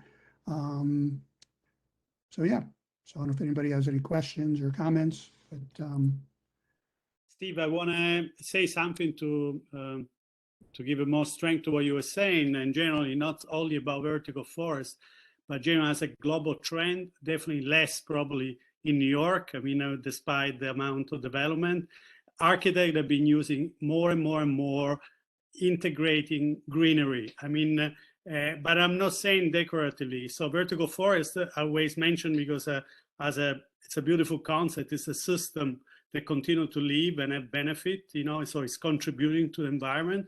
But definitely there is so many other options. The integration of greenery as part of architectural system, that contribute to the environmental issue you were mentioning. That's to strengthen that. So it's far more than what we said vertical forest is. We don't even know. We need to explore. We need definitely to confront, and we need to invite and have experts and people to talk to the community, to us, to our representative about that. Yeah, no, it sounds good. Yeah, I did a little research. Singapore is just going wild with the biophilic design. Just their parks, their streets, their buildings are all kind of being woven together with green infrastructure. But I think with their other tools in the toolbox that we want to investigate, like geothermal technology that can provide using basically the earth to with climate control in buildings. And I noticed there's a new development out in Far Rockaway that's going to utilize that technology, where they're going to drill 450 feet into the ground to inject these pipes that will bring up air, and also using solar and green roofs and passive technologies, and like the Broadway Triangle and the Cooper project, the Greenpoint Hospital project, are using passive. So yeah, I think we really need to take, in parallel to these challenges of pandemics and new wars, the climate change is they're not waiting for these situations to be resolved. So I think we look at it as an opportunity, to come together and maybe, generate some economic energy into the district as well. Okay, thank you, Steve, for moving in a timely manner on these issues, and inform me as to how you plan to move forward. Okay. Okay, thank you. Parks Minute, Mayor's report is as written. Everybody got a copy. Leslie Wright wants to give us a update on Marsha P. Park. Leslie. Hi, thank you very much for including me in the Parks Minute this evening. You're welcome. So for state parks, Marsha P. Johnson State Park, I just want to first acknowledge that as of March 1st, the park hours have been adjusted. They're now aligned with Bushwick Inlet Park next door. We open at 7 a.m. and close at 10 p.m. I know the dog run patrons particularly appreciate that. So from speaking on behalf of state parks, we're happy to make that accommodation and adjust staff schedules and absorb the extra operational expenses needed, because we do have staff at our park from the time that we open until that we end. So that's up and running. The capital project at the park, the renovations that we resumed just a handful of weeks ago to complete the full scope of renovations decided with the community, are in full swing. If you go to the park today, which I know many of you have, there's full access to our park house, which has lots of programming, full access to the to event slabs, and also at this point, excuse me, full access to the playground on the northern edge of the park and the waterfront from the northern edge of the park. Most of the construction activity is in the middle of the park. All of that is on track. We will be at one point, I do not have a specific date yet, but it looks like it's at the end of this month or early April. We will have to close off the northern slice of the park to complete the path work there and some of the in-ground irrigation work. That'll be just a approximately 2-week period of time. But even then, both the Park House, North 8th entrance, and Events Labs will be open. We have a little bit of sad news during one of the more recent storms. We've had substantial tree damage to the big tree that's at the patio area near the northwestern corner of the park, the big cottonwood tree that has a bifurcated trunk. That tree is no longer viable, and sadly, we must take it down.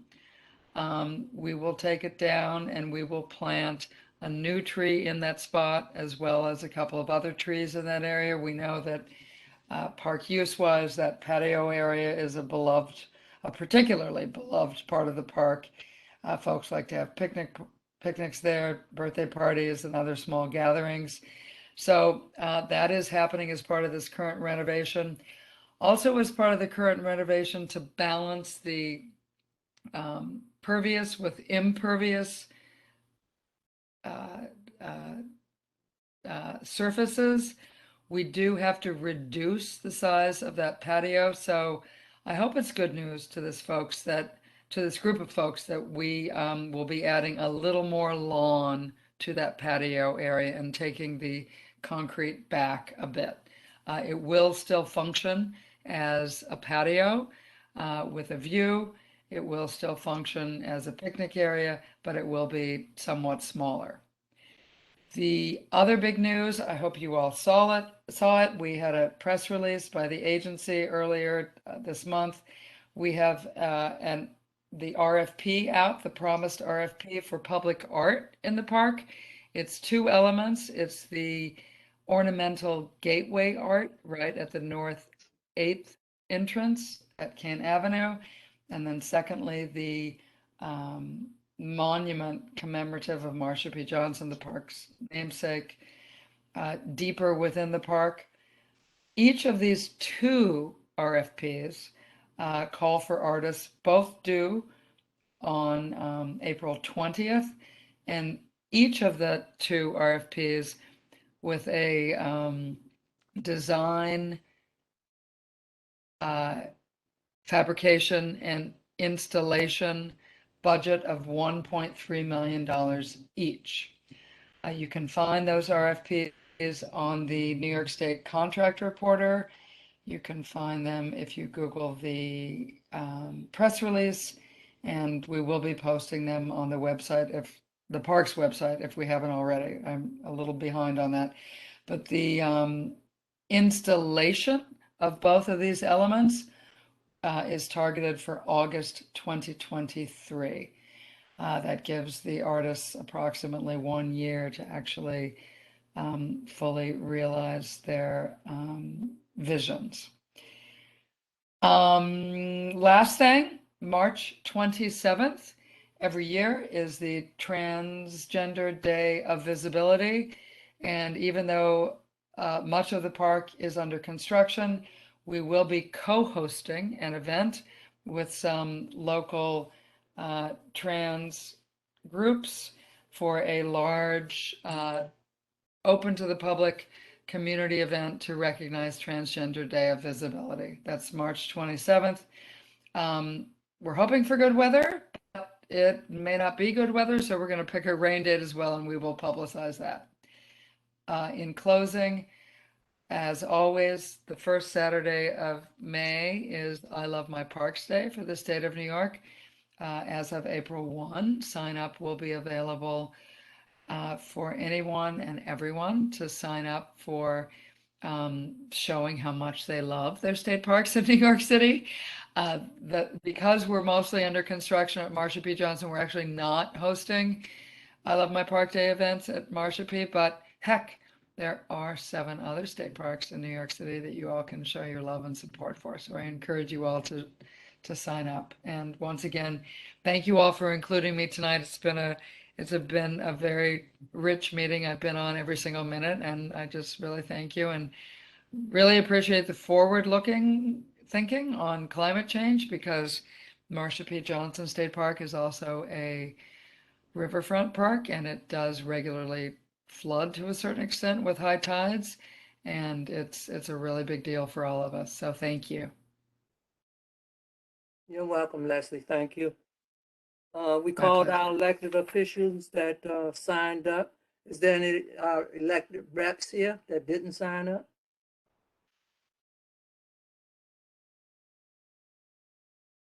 I guess not. Okay, is there any old business? Is there any new business? Alice, it's Trina, can I bring up something that's sort of old and new business, which is attendance? I'm wondering if the attendance committee has met and whether we could get attendance reports from the committee or from the board. That Pardon we me? used to get pre-COVID. I don't know if with COVID, we're not doing that, but if it's something that we could put back into place, I think it would be appreciated by the board members. You want to get what? Attendance reports for the committees and for the full board meetings. We used to get charts basically showing people's attendance at various committees. And I think it's important to bring those back. I don't know if we ever gave that to the full board. But we sure did. We would get reports about a committee attendance and board attendance. And we would get them regularly, but I think since COVID, we stopped getting them. I was on that committee. Yes, you did get them, everybody. Okay, Rabbi Needleman, you want to address that? Rabbi Needleman?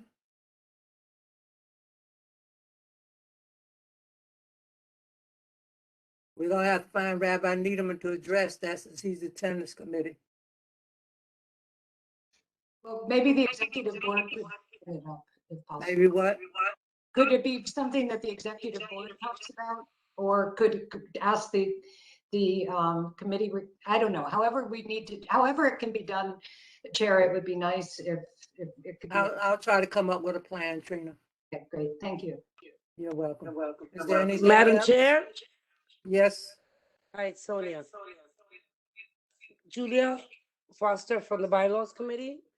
She can't speak, so she wanted me to ask if there's anything, any questions, any suggestions, to please send them over to you, Madam Chair, and to Julia for the April meeting.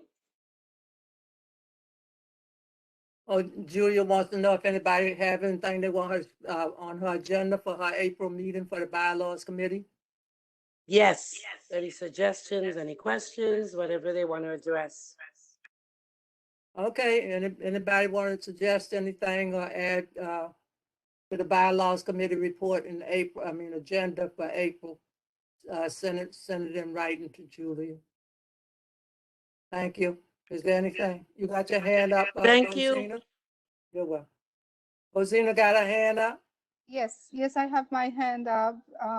I would like the community board to consider approving a statement resolution of condemning the aggression by Russia and Ukraine, and that affects a lot of community members in our district, especially the Polish community. Poland is accepting so many refugees, and there is organized effort to help those in need. And this is a matter that I'm sure we will be talking on our women's meeting that is planned for the next week, but will be very important that we stand up with the Ukrainian community and the Polish community in this effort to condemn this action by Mr. Putin. Second her motion, because we have many Ukrainians and Poles, and we should be standing in solidarity. And it's impressive. We should praise the Polish community for the way it's responding to the thousands and thousands of Ukrainians, but the bravery of the Ukrainians who are willing to fight for democracy for all of us. So I think it's a pretty important. And we have many Ukrainians that are in our neighborhood, and New York State has more Ukrainians than any other place in the country.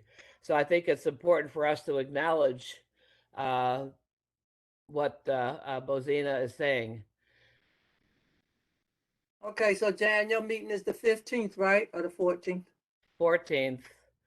But Okay, we're well, also, why we're don't the also women's- having a meeting tomorrow night with Polish leaders about a World Urban Forum that's taking place in Poland. So we will inform people more about that after we have that meeting, because many people are going to be traveling to Poland for a meeting on cities, which will relate to all of this too. Jerry, I need your advice. Should we vote now to the board to send a resolution, or should we wait for the, it might take too long, for the women's think we committee to should- give us a resolution?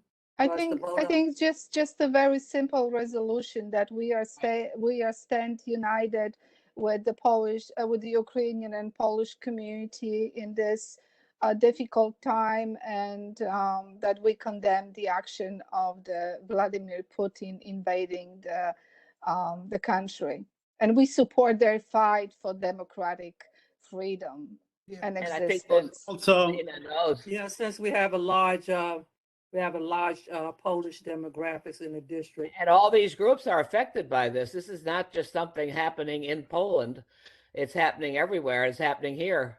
Madam Chair, I'll Can make I a- say- It's gonna affect motion. everybody. I But don't can you know say, if we, as a I don't European know if we citizen- have, Santo, I'm talking, please. Thank you, Bozina. I understand we have a large Polish population here. I don't know if we still have a quorum to vote on that. That's Maria Domarek is Ukrainian, so I'm sure she has something to say too. Huh? Mario Domarek is Ukrainian, and I don't know who else is Ukrainian, even right here on this board. But there's a lot of people in there. What I'm saying is, I don't think we have a quorum to vote on a resolution. 32 people, that's what they said in the chat. I don't know if that's enough. Jan, this is Mary O'Domarok. Actually, I just want to say I have ancestral connections to Ukraine, but I am not technically Ukrainian. Okay. I am Polish and Slovak, Romanian and Hungarian. So just to clear that up. Okay, thank you, Mary, for Thank you, being Mary. Thank you, politically Mary. correct. Okay, I'll Santa. second Boženna's motion. If she's putting forth a motion, I'll second it. Okay, Santo, you got something you want to say? I apologize, Madam Chair. I couldn't understand. On the who was motion, talking. on the motion, please. Yeah, on the motion. I want to say as a European citizen too, and as a veteran, I was part of a NATO forces. Definitely, I can only be in support of that, but I want to also point on something very important is a European issue. Definitely, Ukraine is under a state of war, and Poland is immediately impacted. But all the European country, Italy, I just heard, I believe, already has hosted just in the last few days 10,000 or 15,000 refugees, and will continue to do. And so, but it's a European issue. I saw a lot of encouragement. We don't want to go to a war. That's something Europe stand in different front. Some people may want to push. We support Ukraine, but we have to be very careful. There is a lot of demand in Europe in a second, and unfortunately, our foreign policy has been disregarding history. We need European know very well their history. And I grew up in my family when people in my family died during the bombing, died during American bombing, actually. And so my grandmother cried. I remember some of my family members, they are on a mausoleum, and we used to go to their ceremony regularly. So I was lucky enough to witness people that experience war at home, in the house. The house in my family was bombed. My family traveled on a train, standing up on an open wagon, standing up. So this is a common history as a European. If you are old enough, to have known that and to have witnesses through your relative telling you about that. But we don't want to go to war. We support, so I want to make it's a political things for me too. So where we stand, what kind of support we give, it's very important. That's all. Thank you, Santo. This war affects all of us, and we have empathy for everybody because it's going to affect everybody in the United States and all over the world. Bozina, who would you want? Who would you like to send the letter to?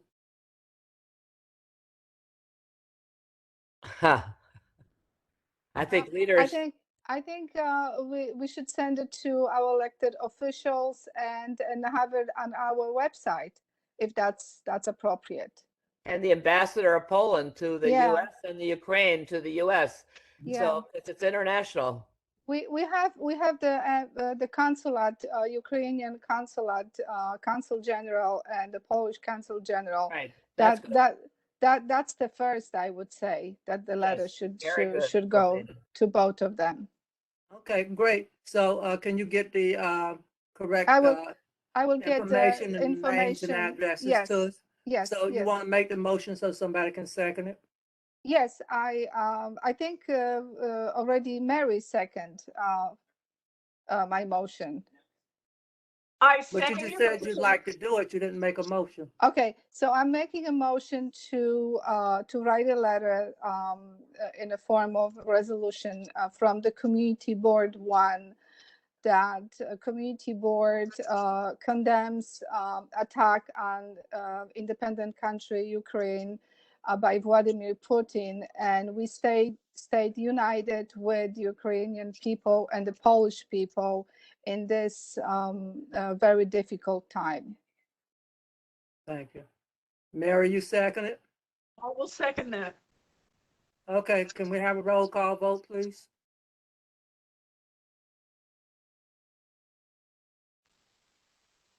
Gina Argento. Bogdan Bakarowski. Lisa Bamonte. Yes. Gina Barros. Yes. Tion Brooks. Yes. Eric Brusadas. Yes. Tom Burrows. Yes. Iris Cabrera. Yes. Phil Caponegro. Yes. Frank Carbone. Stephen Chesler. Yes. Michael Chirchella. Teresa Cinciata. Giovanni D'Amato. Yes. Erin Drinkwater. Arthur Davidowski. Yes. T. Willis Elkins. Yes. Julia Amanda Foster. Thumbs up, yes. Joel Goldstein. Yes. Joel Gross. Katie Denny Horowitz. Yes. Sonia Iglesia.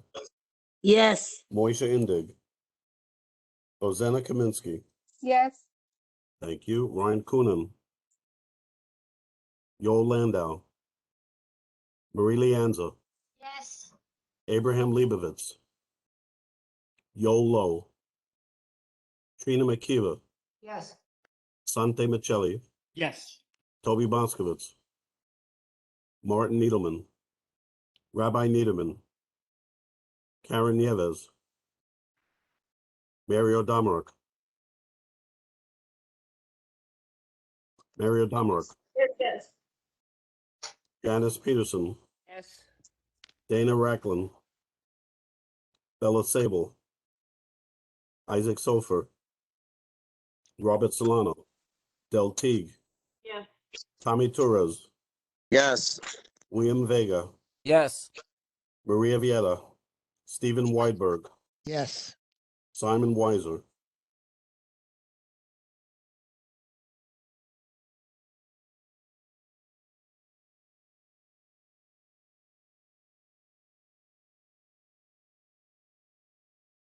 $25 yes. Motion just passes.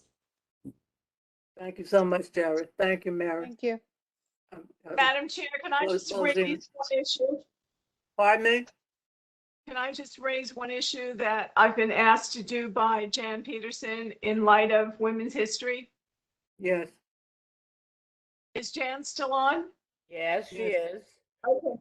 Jan, so I'd like to update the board on what is happening with the Women's Museum. As you know, the legislation was passed in 2020 by Congresswoman Maloney as the sponsor of the Women's History Museum. An advisory board has been set up since then to gather more public support. And by the end of this year, we hope to have an actual site. And in the meantime, what's happening is that we are conducting an international search for a director. And that is where we stand at the moment with that museum. And can we just close this with saying that this is a very historic moment for Women's History Month, is that if you look at the makeup of our political leaders in Williamsburg, Greenpoint, almost all of them are women, and they're quite great women. When you look at Nydia and Caroline, and now Jennifer and Emily and others that are now there, but also that the city council has more than 50% women. So this is something to feel proud of and hopeful, particularly with the anti-war statements Sanze was making. But thank you about the museum, and I'm proud of Caroline and what she's doing down in Washington. Thank you. Thank you. I will let her know. Thank you. And you're supposed to, it's Women's History, it's also International Women's Day. So all of you men were supposed to give us flowers today. If our meeting ever falls on the 8th again, you have to give all the women flowers. That's what they do in Europe, and they do all around the world, except in the United States. She's got her flowers. That's right. My granddaughter just called me to wish me happy International Women's Day. So, and she's only 8. This is all for you, ladies. My orchid just bloomed again. Oh, Wow, that's nice. beautiful. That's nice. That's pretty. Thank you. Thank you, everyone. Is there anything else? That's enough. That's enough. Okay.